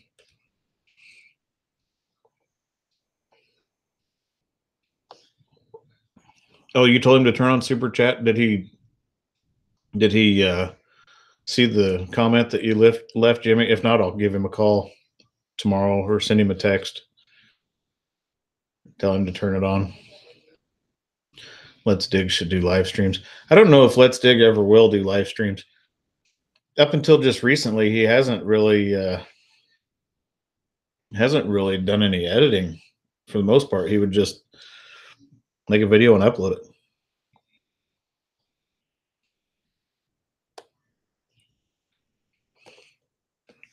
I didn't do a whole lot of talking on Wade's live stream. That I was letting Wade do his thing. He was doing some unboxing and whatnot. So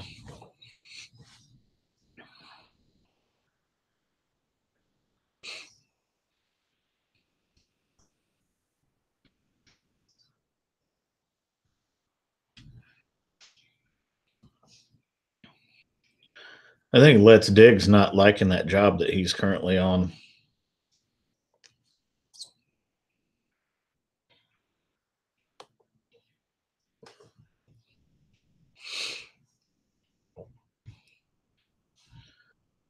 He uploads this Jimmy style.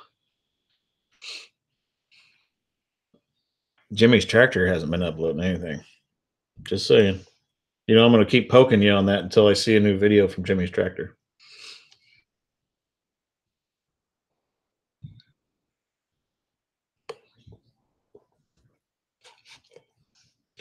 So I've already got this. John Warren's hard to out talk Wade. I wouldn't even try to out talk Wade. That's his platform. I just let him stand on it. But I've got an idea. If I ever end up with a silver play button, and I say if, and that would be all caps, bold, like 126 font. If I'm gonna attach it to the hook, I'm gonna put a GoPro on the end of the boom, and I'm gonna reel it to the top until it comes into focus in the camera. That's how I'm gonna show my silver play button if I ever end up with one.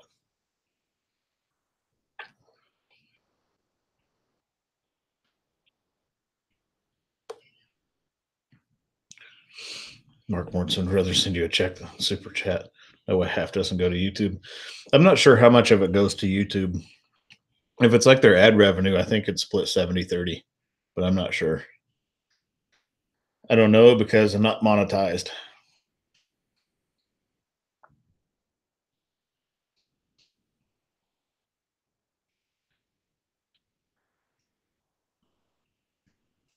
Leader's Works says I will. Shoot for the diamond play button and the silver will be easy. What's the diamond play button? How many subscribers you got to have for that?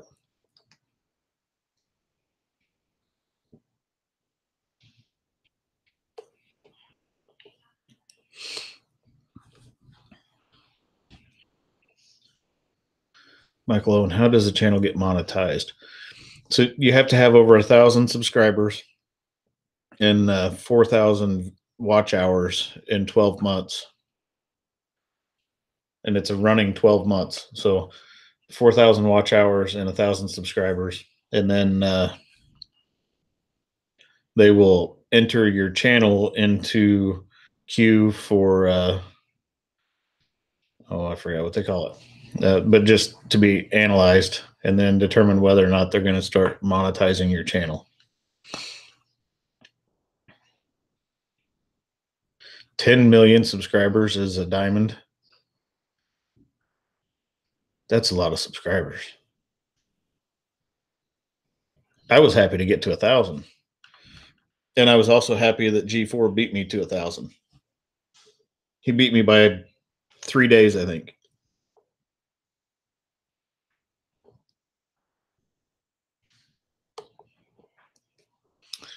Review there, Mr. Bi-Weekly. It's bi-monthly. I do bi-monthly live streams, Randy.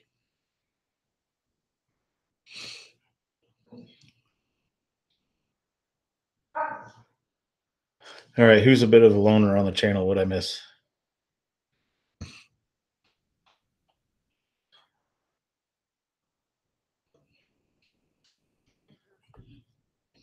Jimmy's Tractor PewDiePie land. Yes, it is proof of advertising ability.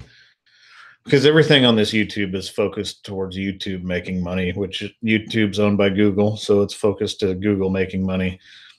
I think the reason why they have implemented the 1,000 subscriber, 4,000 watch hour deal is because you had a lot of content or a lot of creators out there that were just making crappy videos and throwing them up and throwing ads on them and getting paid for it. And then the person that, or the company or whatever, the entity that is paying for that advertising felt like they were getting shortchanged.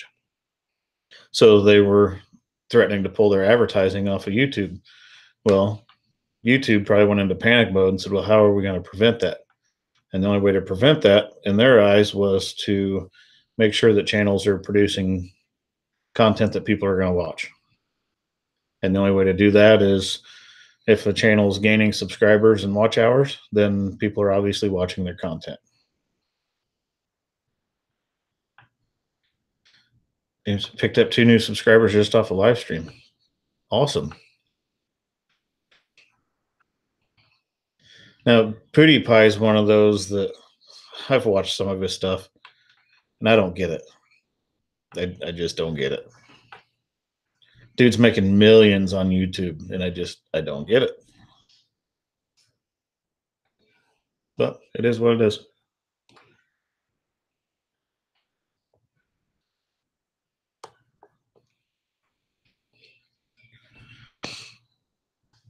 Alex Williams is at the rate I'm gaining subscribers.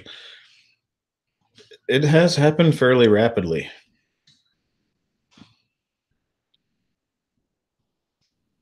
And I attribute that one to the comments that I make on other channels and getting helped by other people, and then also having kind of a niche that a lot of people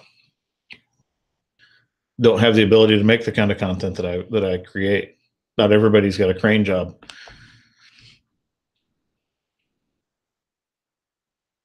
If G4 could make videos at his job, he'd be smoking my channel. Everybody likes trains.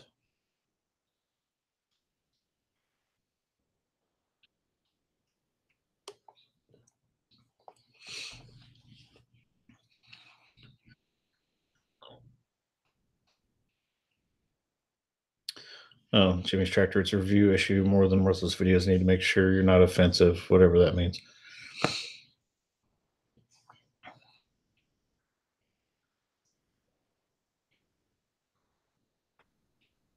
They had 335 subs just a few months ago. I've been keeping track of all of them. It's blown my mind. I gained like 600 in a month.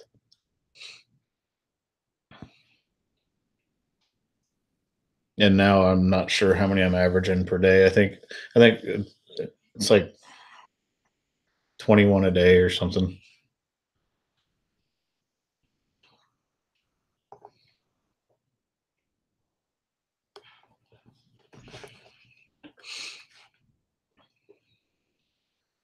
Yeah, Randy with G4, if he could record at his regular job, he would beat me to a million. Because he would be at a million. I'll probably never be there.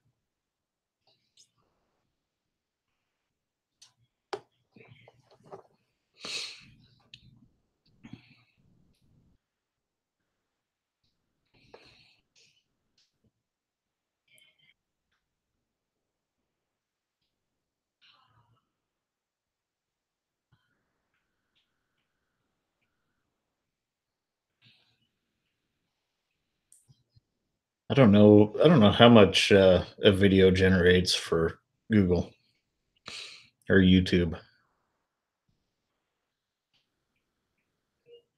Really, I mean, I'm not doing this for the money, so it's actually just kind of a hobby. It's fun, but if it generates some income, so be it.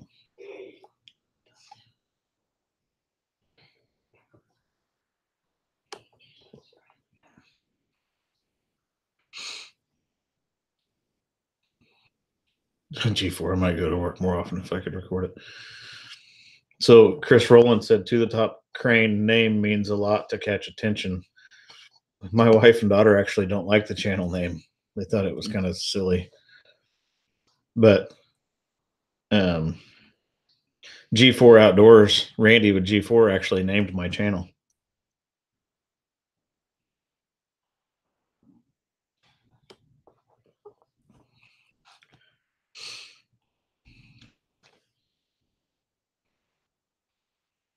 While you're out the other day, saw a big crane going down the road. Couldn't tell what brand it was. Boom was on a boom dolly. Must have been a pretty big crane. Most anything 100 tons or bigger in capacity has a boom dolly in the country, in the States.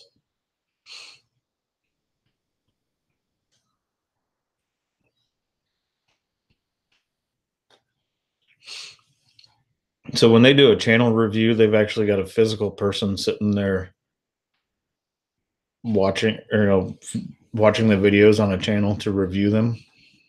No wonder it's taken them so long to get through all the channels.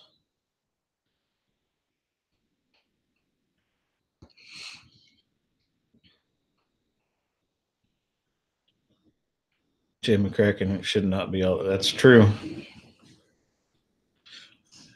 Really, in the grand scheme of things, money's just a piece of paper.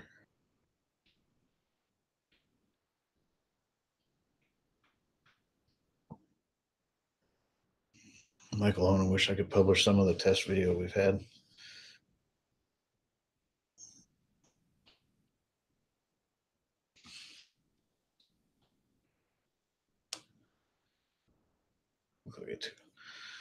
A 200 is a pretty big crane. In the world of hydros, though, it's kind of on the medium size. I'm not sure how much bigger they're going to get. Liebherr's got that 11-200, and that thing's a monster. That's probably pushing the limits.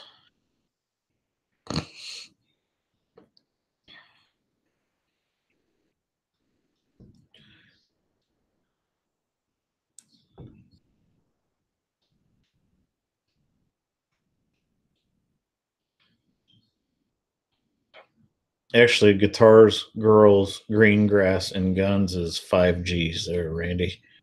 Because G on guitars, G for girls, G in green, G in grass, and G in guns. So it should be G5.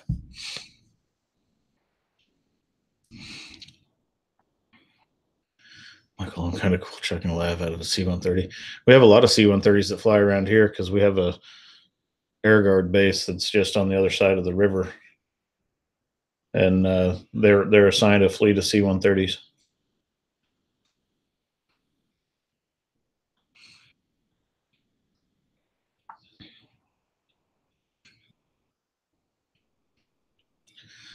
Green grass is one-ish. No, not really. Not when you typed it out like that and all with all caps on the G's. That pretty much makes it 5G, Randy, or G5. Actually, don't watch it. Cool. I try to be informative in my videos. Not so much to teach, just so everybody that is watching them can understand what we're doing or how we're doing it. Because what I do is pretty foreign to a lot of people, and the more they know what we're doing, or the more they can understand it, the more they're going to enjoy the content.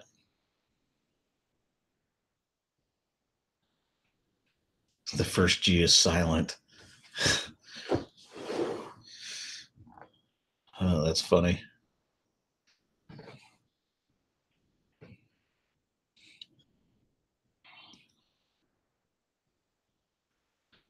Does the cab on the crane tilt back?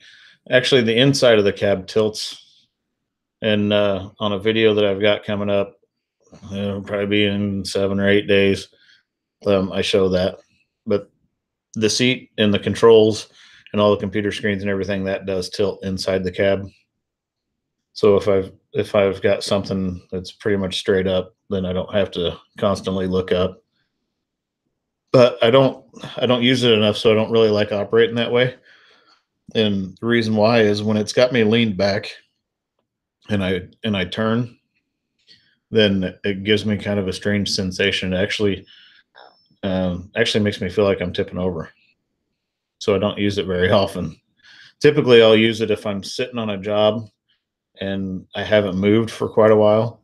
Then I'll lean it back just to get comfortable. But when I'm operating, I generally have the inside of the cab tilted down.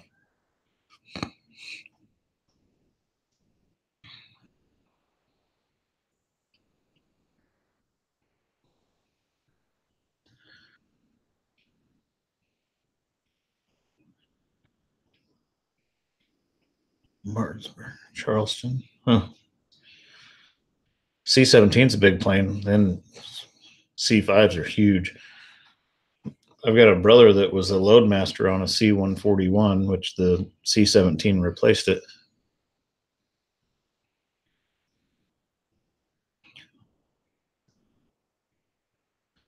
It sucks you weren't able to get into the crane program at your school.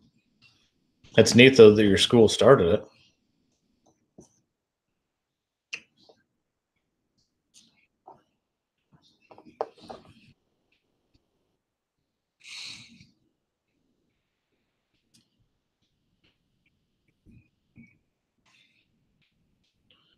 So, Randy, when's your trip back? I know you're out of town right now. When's your trip back home? Tomorrow?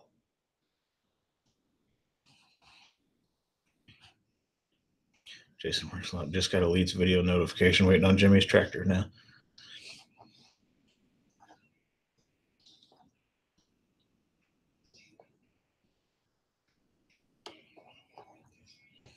$2 p.m. Coming back by train or coming back by van?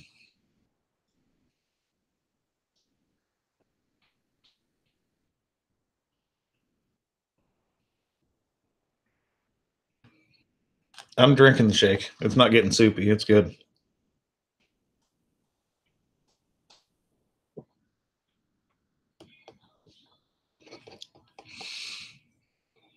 Welding is definitely a useful skill.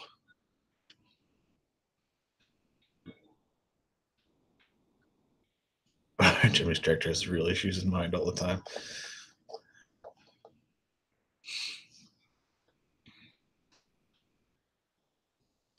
One thing I'll say about G4's channel, it's actually G5, but G4/5's channel, it's a lot better now that Randy has been freed.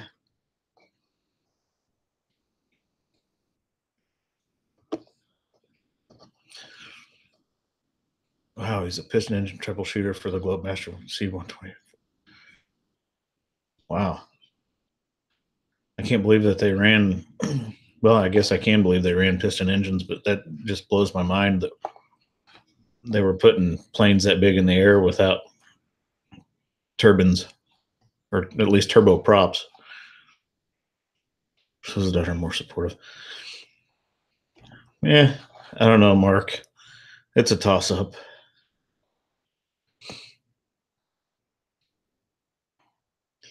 Hopefully be...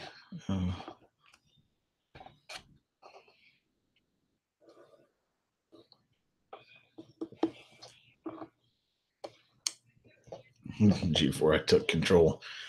Good. Because a lot of what you're if anybody hasn't checked out Randy's channel, G5, G4, go check out his channel. It's about 50% comedy, about 25% fishing, and 25% guns and whatnot. But Randy adds the comedy value to it.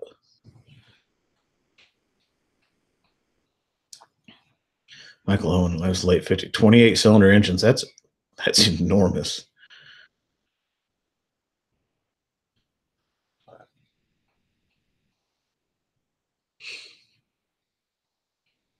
Laptop can't keep up with time lapse, so it's tough to edit those. I haven't messed with time lapse much on my GoPros. I probably need to figure that out. I know there's YouTube videos about it. Mark Mortensen, what's the most dangerous thing I've picked up? I'd say probably the top of that 310-foot tall cell phone tower. Not that it was physically, the tower itself wasn't physically dangerous, but getting it that high up in the air, I mean, there's a lot of stuff that's involved in that. So, that in itself was pretty dangerous. As far as physically the most dangerous, like the most dangerous item, I don't know. I haven't ever handled any nuclear material or anything like that, if that's what you're wondering.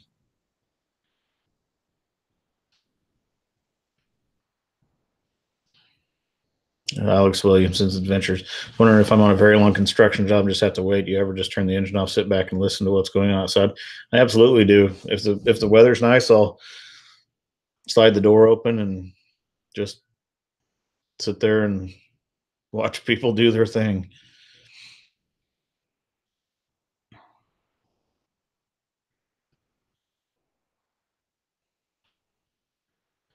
John Warren had G4, but I keep getting unsubscribe all the time.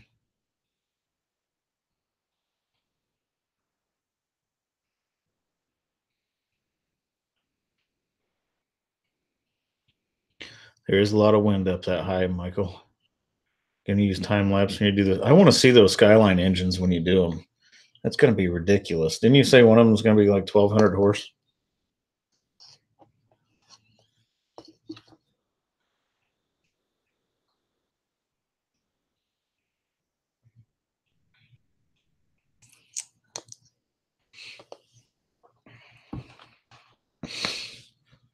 Chris Rowland to P. Oh,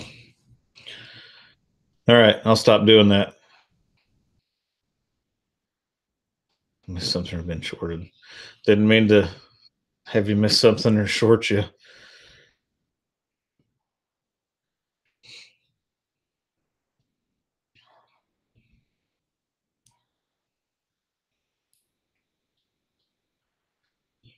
I fully intended on video and putting 8 parts of line in that thing, though, until I looked at the weather radar and I was like, oh, we got to get things moving very quickly. No time for cameras.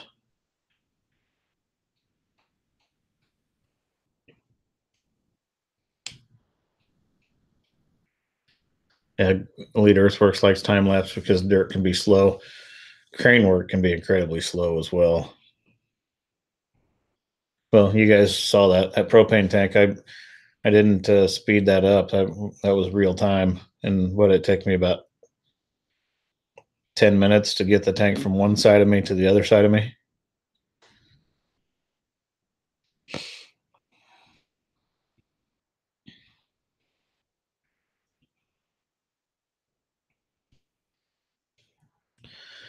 True G5. No need apologizing for something I can't control. I guess we're gonna start calling Randy's channel G4/5.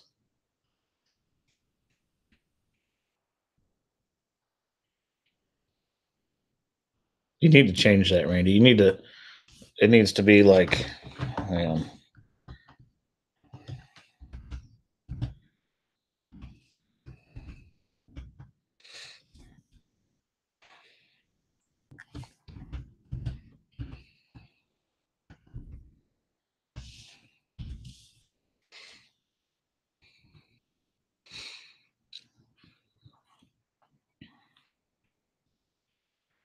Did you get the notification yet? G4. Don't let nothing but fear stop you.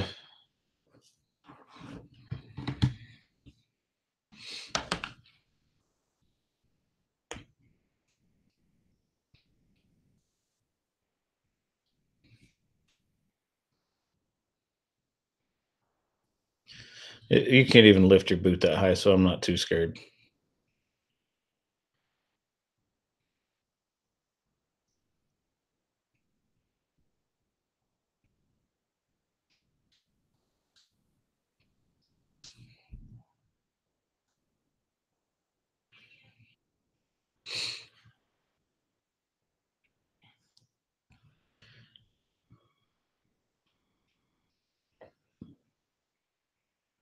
I'm trying to say with your time.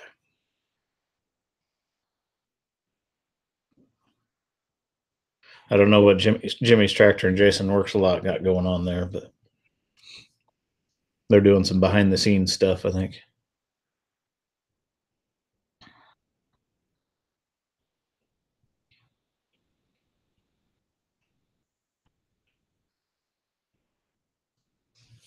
New lightweight Skechers. Yeah, I can. Still not scared.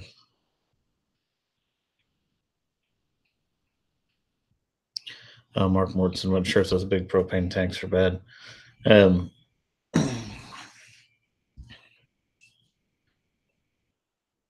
The propane tanks, like that big one that we picked up, it had been purged, so it was fine. I did pick up an anhydrous tank 2 days after that big propane tank, and it had been emptied, but it hadn't been purged. So I guess if something happened with it, it might have been bad. But those tanks are they're really thick walled tanks. I think I could have dropped that big tank and it would have been fine. Jerome Baker, why is he so far behind on comments? So, like, why am I behind on comments? Is that what you're asking? Because there's actually a pretty big delay between Google Hangouts and YouTube. So, like, what I say right now, you guys won't hear it for about 5 seconds.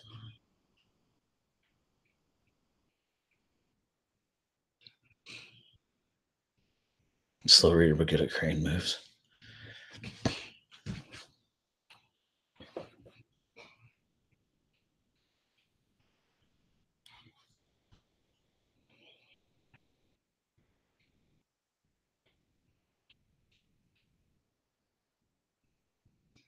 Do we ever pick up liquid? Like, what kind of liquid containers, Mark?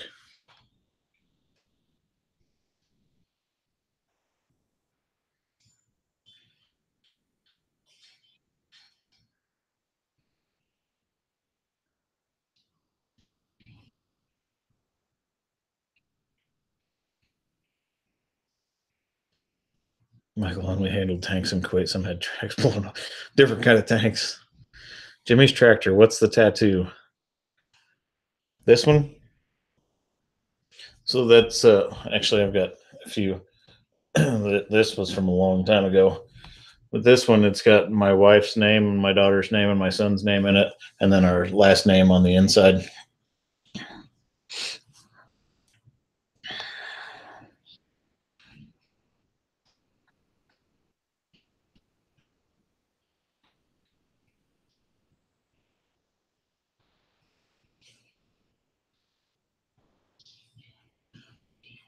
Yeah, I wouldn't intentionally drop one.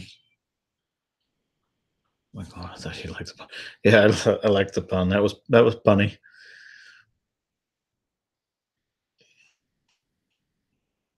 I'd throw Randy into this live stream if he had the stuff with him to do it. Randy with G5.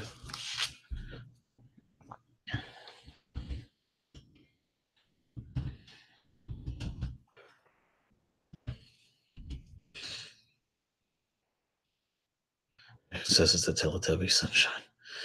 Not quite the Teletubby sunshine, but so Jackson's in the room now. Hi, Jackson.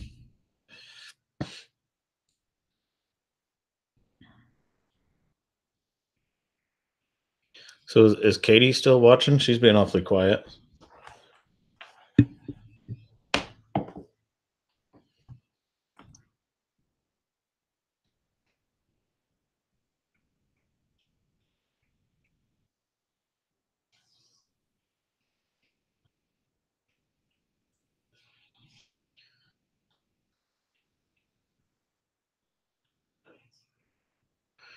Let's see, Steve Hartley, how far are we from the Paul Bunyan show? Didn't Wade say it was in like Cambridge, Ohio? Let's see what Google says.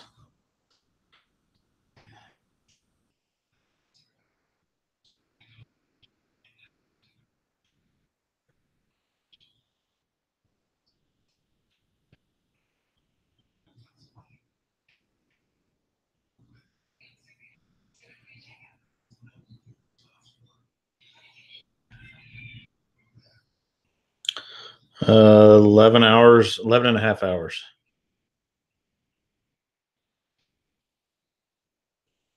So yeah, if I was pulling my camper, it would probably be about 12 hours. According to Google, it's 754.7 miles.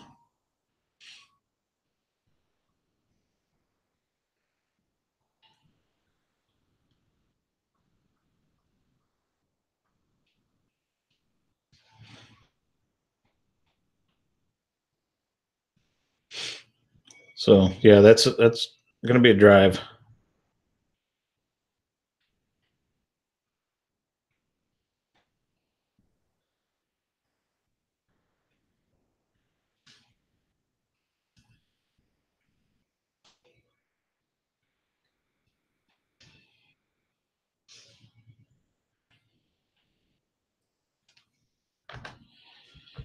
Yeah, that's a haul for sure. Leaders work since I drove yesterday from New Mexico to Joplin. Jason works a lot. Ship me the engine in your truck, and I'll make sure you can shave a few hours off that trip. My camper already doesn't like me pulling it behind my truck. I don't think I need any more horsepower.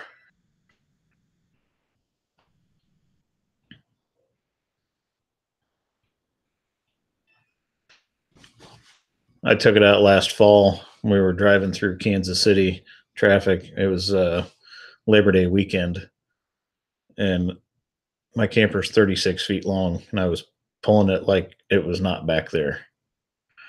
So in and out of traffic, and had my cruise set on, I think 79 or something.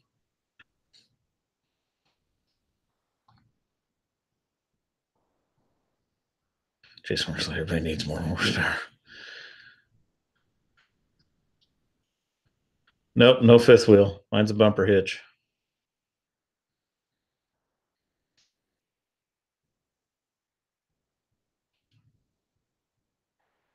I can't do a fifth wheel with my truck because I've got the deck system in the back.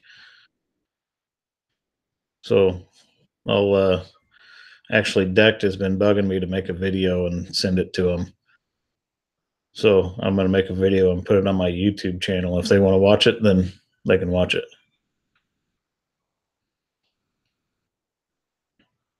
Why would I make a video and send it to them, and let them get all the views on it? I'll put a video on my channel and I'll get the views on it. That Jason works a lot bumper pull ouch. That 36 footer doesn't pull that bad.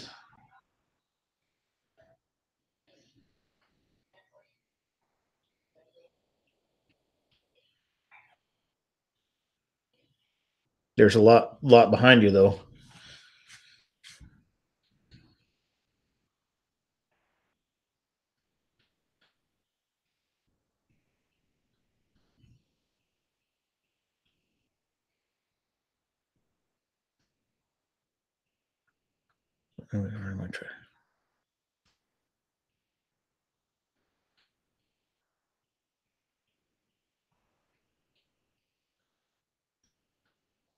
You're going to convert your Traxel bumper pull to a gooseneck sooner or later pull.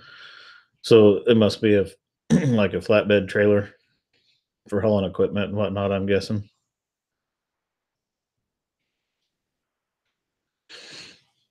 Hey, Blue Wolf's in. Hey, Blue Wolf, how are you?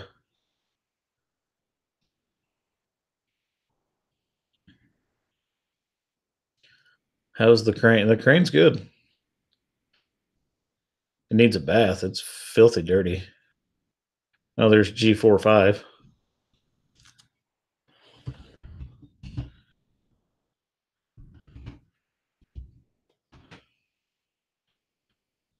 Still rambling. People are still talking.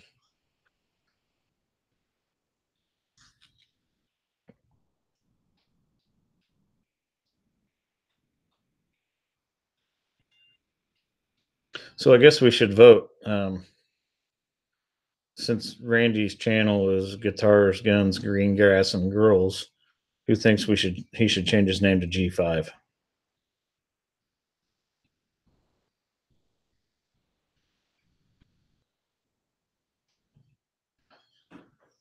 $1,200 is cheap enough.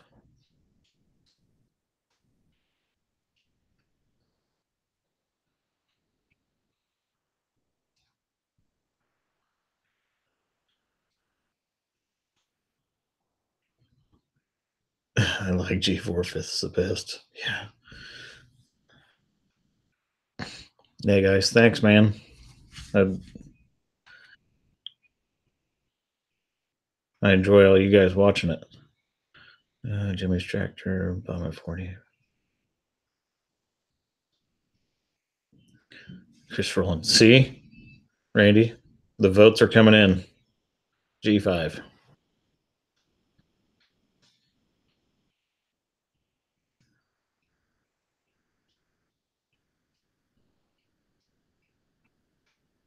Jimmy's Tractor, I'll give you 1,200 in triangles. So, do I get commission since you guys are talking about this trailer sale on my channel?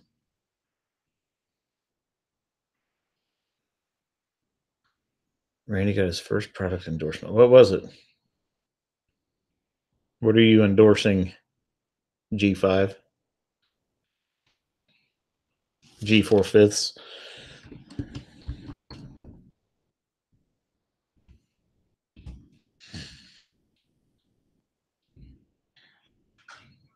We'll call them back and tell them.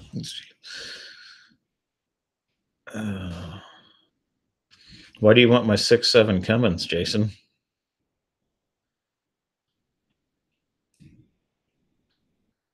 If I could change one thing on my 6.7 Cummins, okay, never mind. If I could change two things, one, it would be EGR, which I can change. I just can't do it yet because my truck's still under warranty. And the other is the location of the oil filter, which I'm going to change that when the warranty runs out as well. Jason works a lot. Jason, I got a sneaking suspicion that when I got my engine back from you, my transmission wouldn't be very happy with me.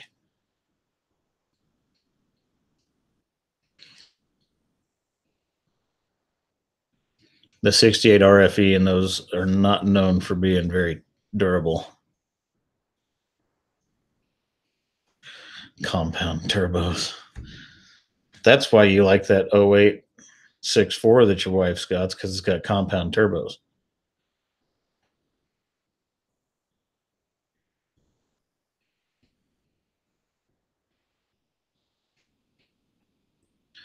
Michael, I want to watch an outfit setting for you. Yeah, I've seen it. I've seen crawlers start rearing up, and they definitely want to keep track of how many pads they've still got on the ground. Jason works a lot of trans with 11. Yeah. If I throw compound turbos on that 6.7, Jason, I'm guessing that my trans will probably leave a pile of spare parts underneath it.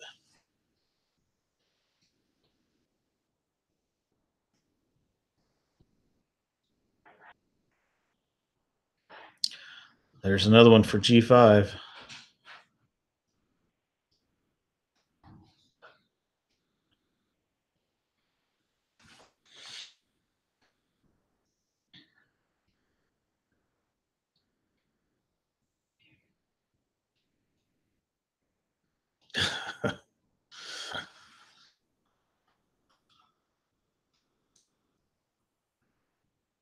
Jimmy's Tractor. Hey, there's nothing wrong with an old mechanical 5.9.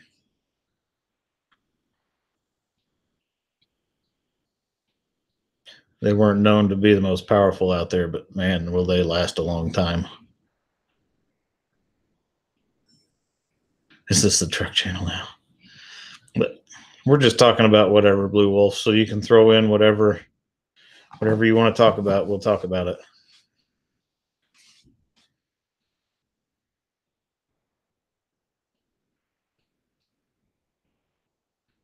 I don't know how we ended up going off on trucks.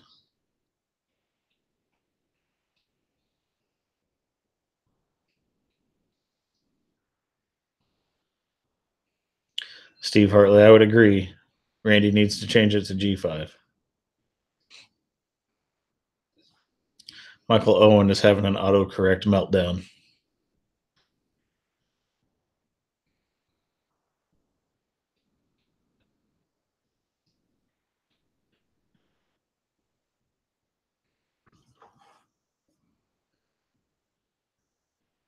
Truck has a helicopter engine in the back. Yeah, the 5.9s are a great engine. Blue Wolf. I want a Unimog. Jason works a lot. Still say 4/5.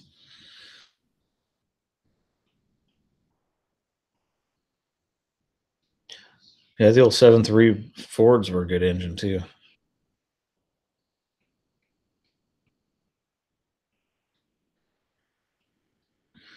I first saw channel.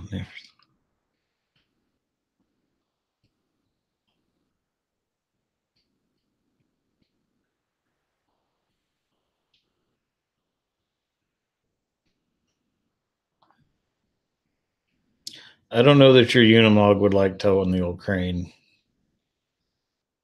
I mean, I'm sure it would move it around, but I don't think you'd want to pull it down the highway.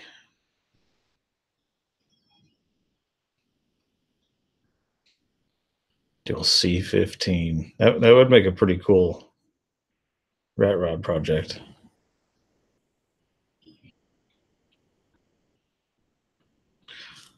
Jimmy's tractor. Lowell has a 4039 John Deere with a Standardine mechanical pump. That's a rotary pump.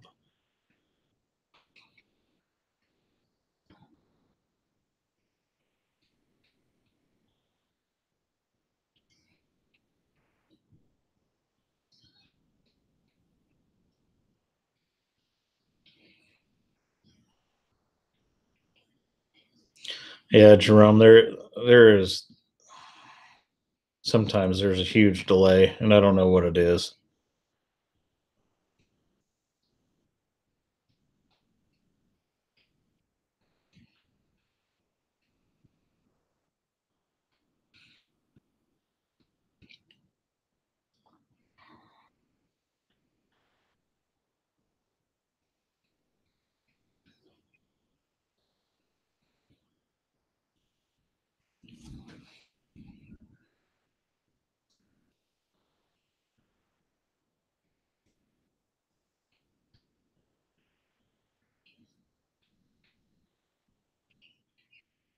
Tap the right side of the screen where it, what?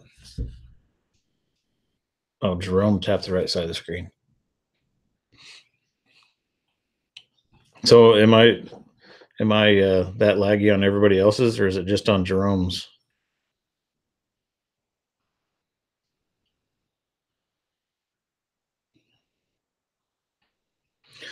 What kind of fuel economy are you getting with that V10 pulling a 27-foot trailer?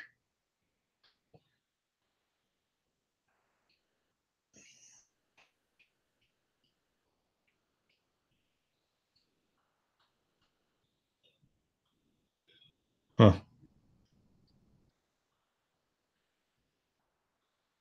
All right. Well, maybe that's what it is. Maybe it's not on my end. It's on Jerome's end.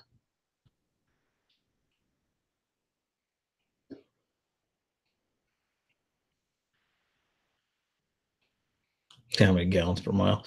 It's like the old crane.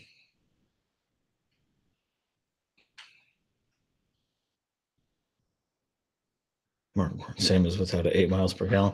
Well, that's pretty good that you can hook onto a trailer and your fuel economy doesn't change.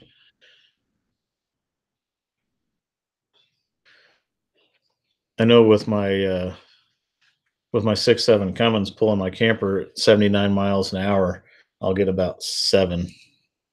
But if I slow down to 70 miles an hour, I get about 14.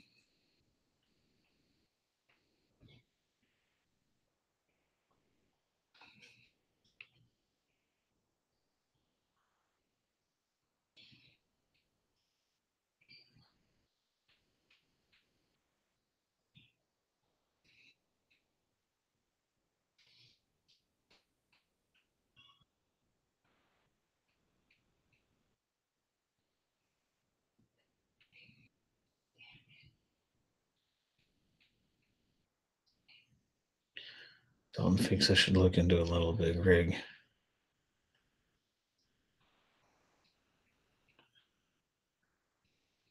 Is that a channel? Little big rig?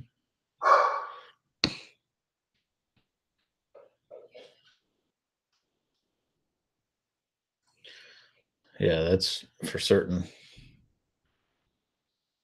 G4 outdoors. Randy's got squirrels under his hood.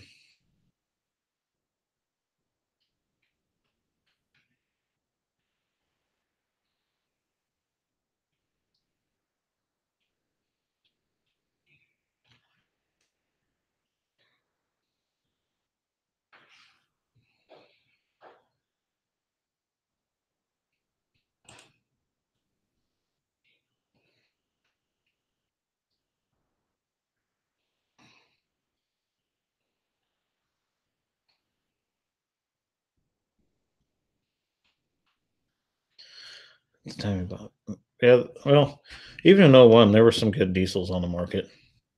Cummins, in my opinion, Cummins has always built a good engine. And the 7.3 Power Strokes, they're good engines. Even the 6-liter Power Stroke was a good engine. It just you had to the 6 and 6 liter stands for 6,000. So you got to be willing to put $6,000 into it to fix everything that should have been done from the factory.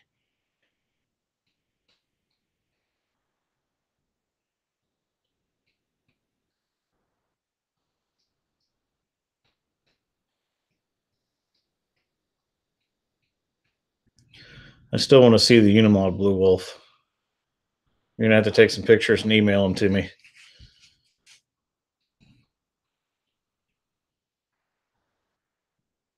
And I don't know that I've ever seen a Unimog in the United States. I know they're there.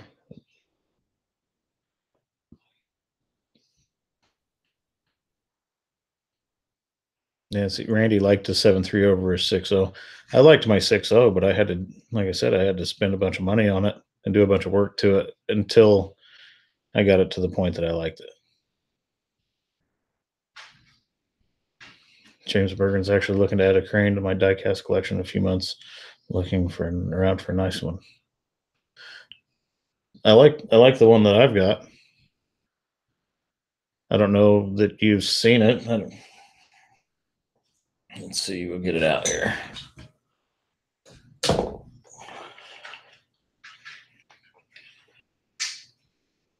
And it's got pretty good detail. Removable counterweights. And it's got luffer on it. I don't think I can get it down far enough to. Oh, there we go.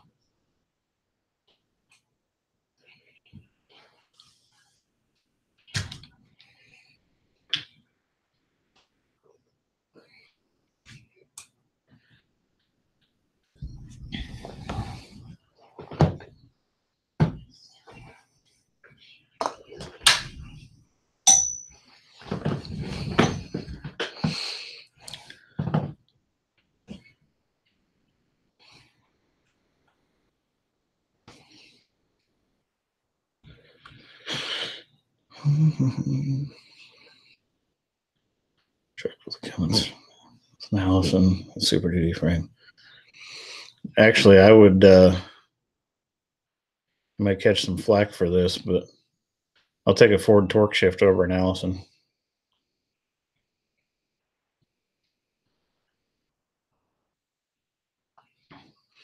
All right, Blue Wolf, thanks for stopping in.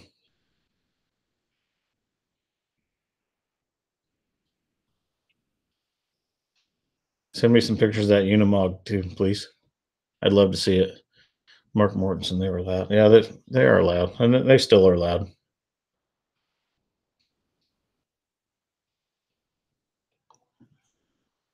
Hey, have a good night, Chris. Thanks for coming in.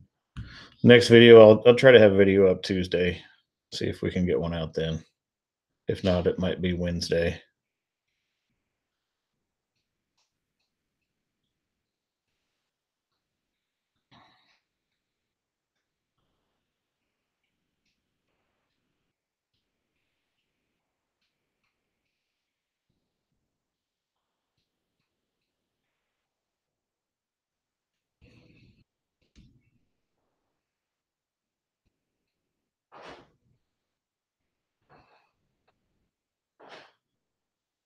G56. The G56 is that the new Ison or whatever that they're putting in the 1-ton Dodges?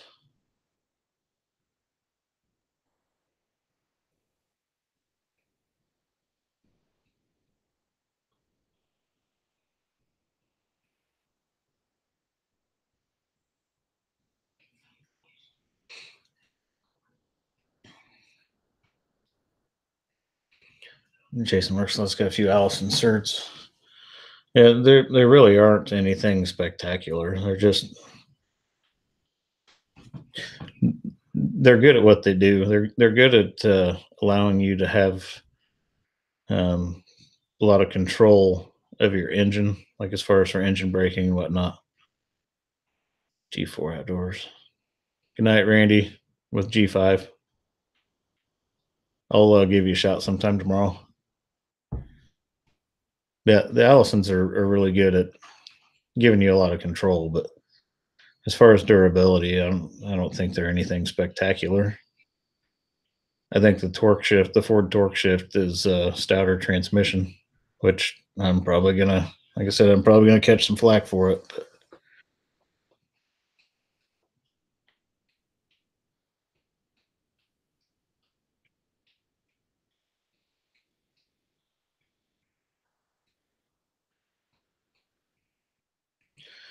But they just got in the market at the right time with a good reputation in the pickup world, like Dodge did with Cummins. Yeah, but Cummins has been building engines for a long time.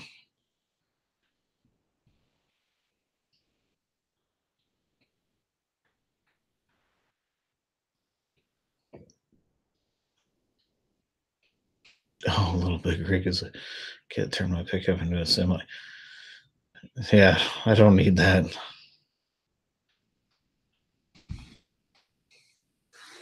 If I was towing a lot with it, I mean, all the time, maybe, but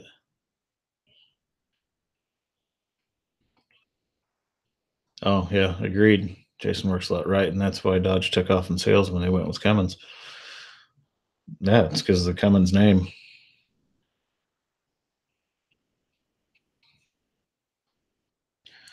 And if I'm not mistaken, Dodge is the only truck out there to wear its engine brand on the side of the truck. So, like with Ford, when they had the International Navistar engines in them, I don't think it ever said International Navistar on the side of the truck for the engine that was in it. It just said Power Stroke. And then with Chevy, with the Duramax, it never said Isuzu on the side of it. It always just said Duramax.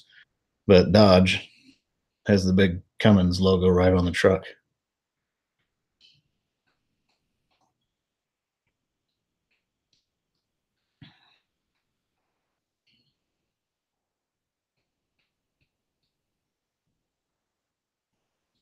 And actually, Dodge had the Cummins in a truck before Chevy ever thought about making a Duramax.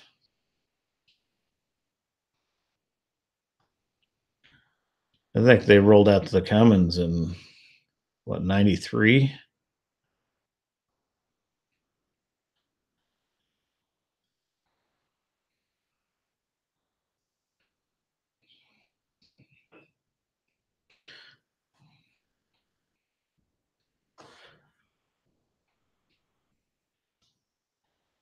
They don't want people to know it's an Isuzu.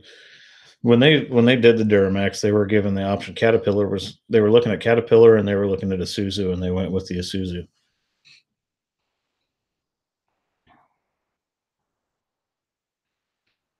Oh, 89. So what? So 89 was the first year for the Cummins. Oh, okay. 89. That was back.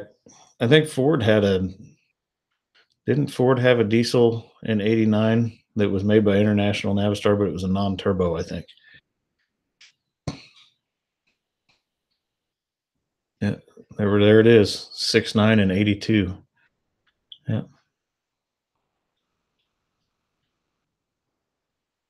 Yeah, I knew the 7.3 and the 6.0 had international. It's on the valve cover, but not on the trucks.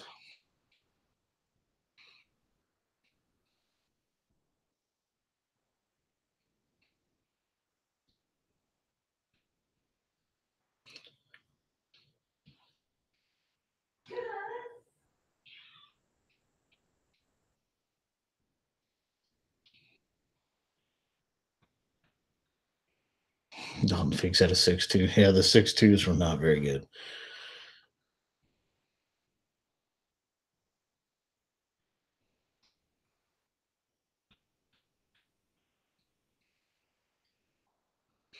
Well, that big crane that I operate, it's got a Mercedes in the upper and a lower on it.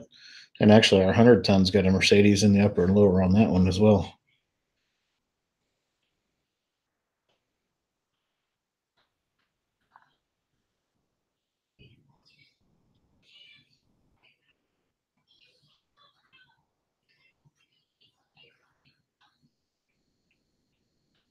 Wonder if Jerome ever got his lag fixed.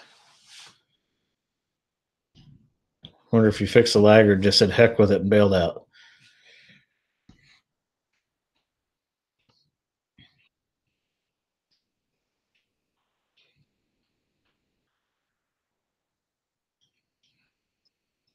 Yeah, Mercedes does make a nice engine, and their Mercedes are a little more difficult to work on. They've got a lot of stuff stacked all over them.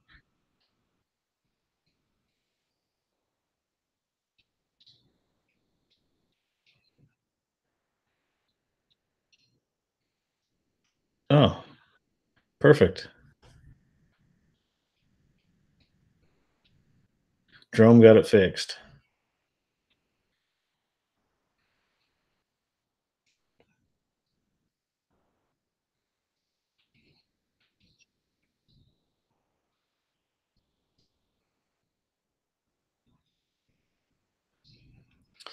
I think GM did a diesel back in late 70s, maybe early 80s, and but they wasn't in a truck.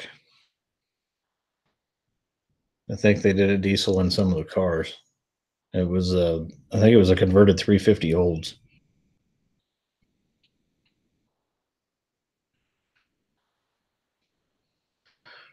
Actually, the Nissan Titan has a Cummins option, but it's a I think Nissan Titan has a V8 Cummins. I'm not sure about the Tundras.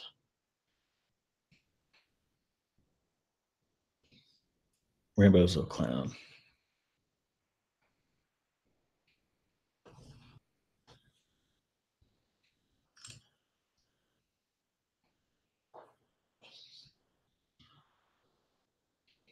Yeah, Olds had a 5.7 diesel. Yeah, that'd be a 350.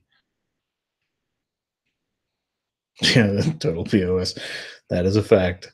But I hear you can take that 350 diesel block and turn it into a pretty potent gasser.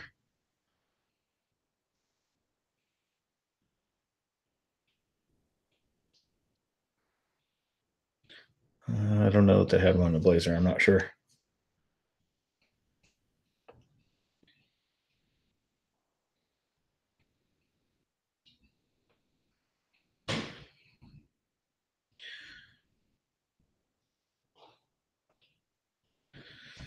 All right, we're closing in on 10 o'clock my time.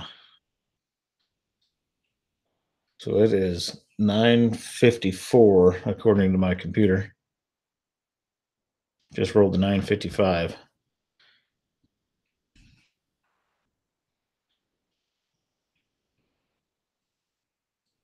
And we're down to about 24 viewers.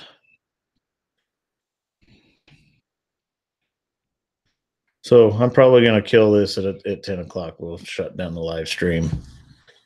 I got work in the morning.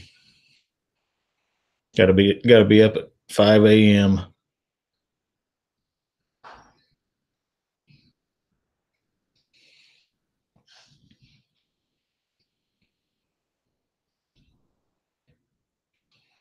Ooh, Elite Earthworks got to be up at 4. Woo. James Berger at the same time for me. Where are you at, James?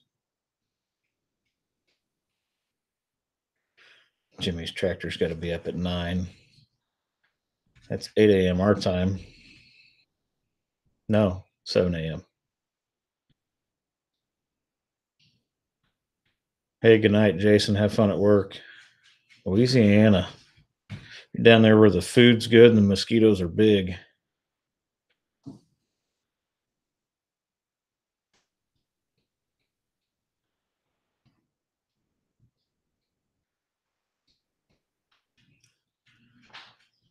Oh, Jason Workslot's going to get 4 hours of sleep. That's no good. Mark Mortensen, 7:55 in Oregon. Ooh, you get up at 3:30 for no reason?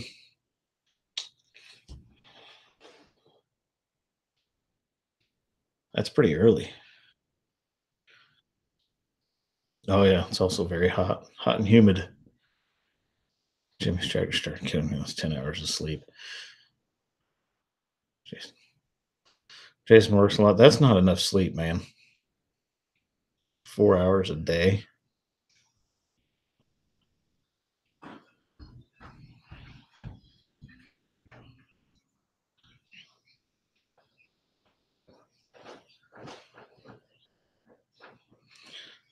$3:30 Central. Wow.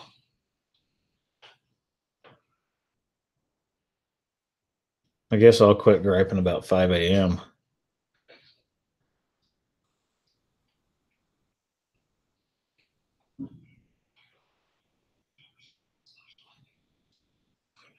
Jason works a lot. Let me know how that works out for you. Dalton Feeks. I don't think Ford Ranger ever had a diesel.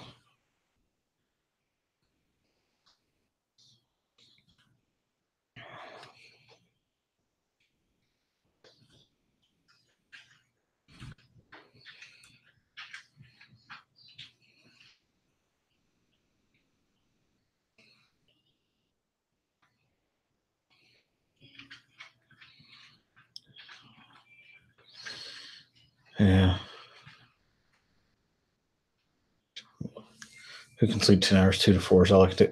I can lay my head on a pillow, fall asleep in 35 seconds, and I can sleep for 6 to 8 hours and never move.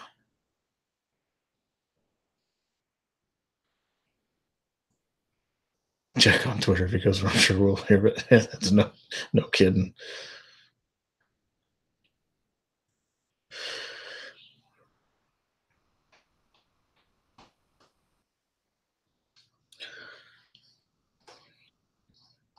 Oh, Ford Ranger did have a diesel. Huh.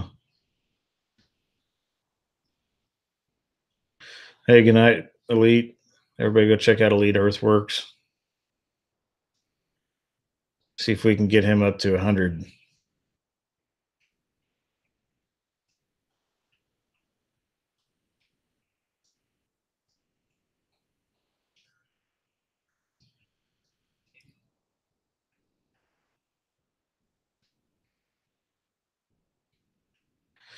All right, it's 9:59. You guys got about, well, by now about 40 seconds.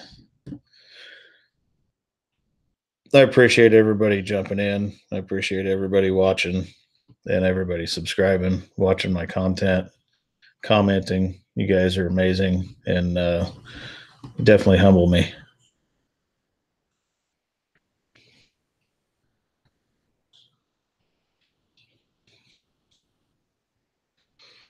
Double neck super tracker.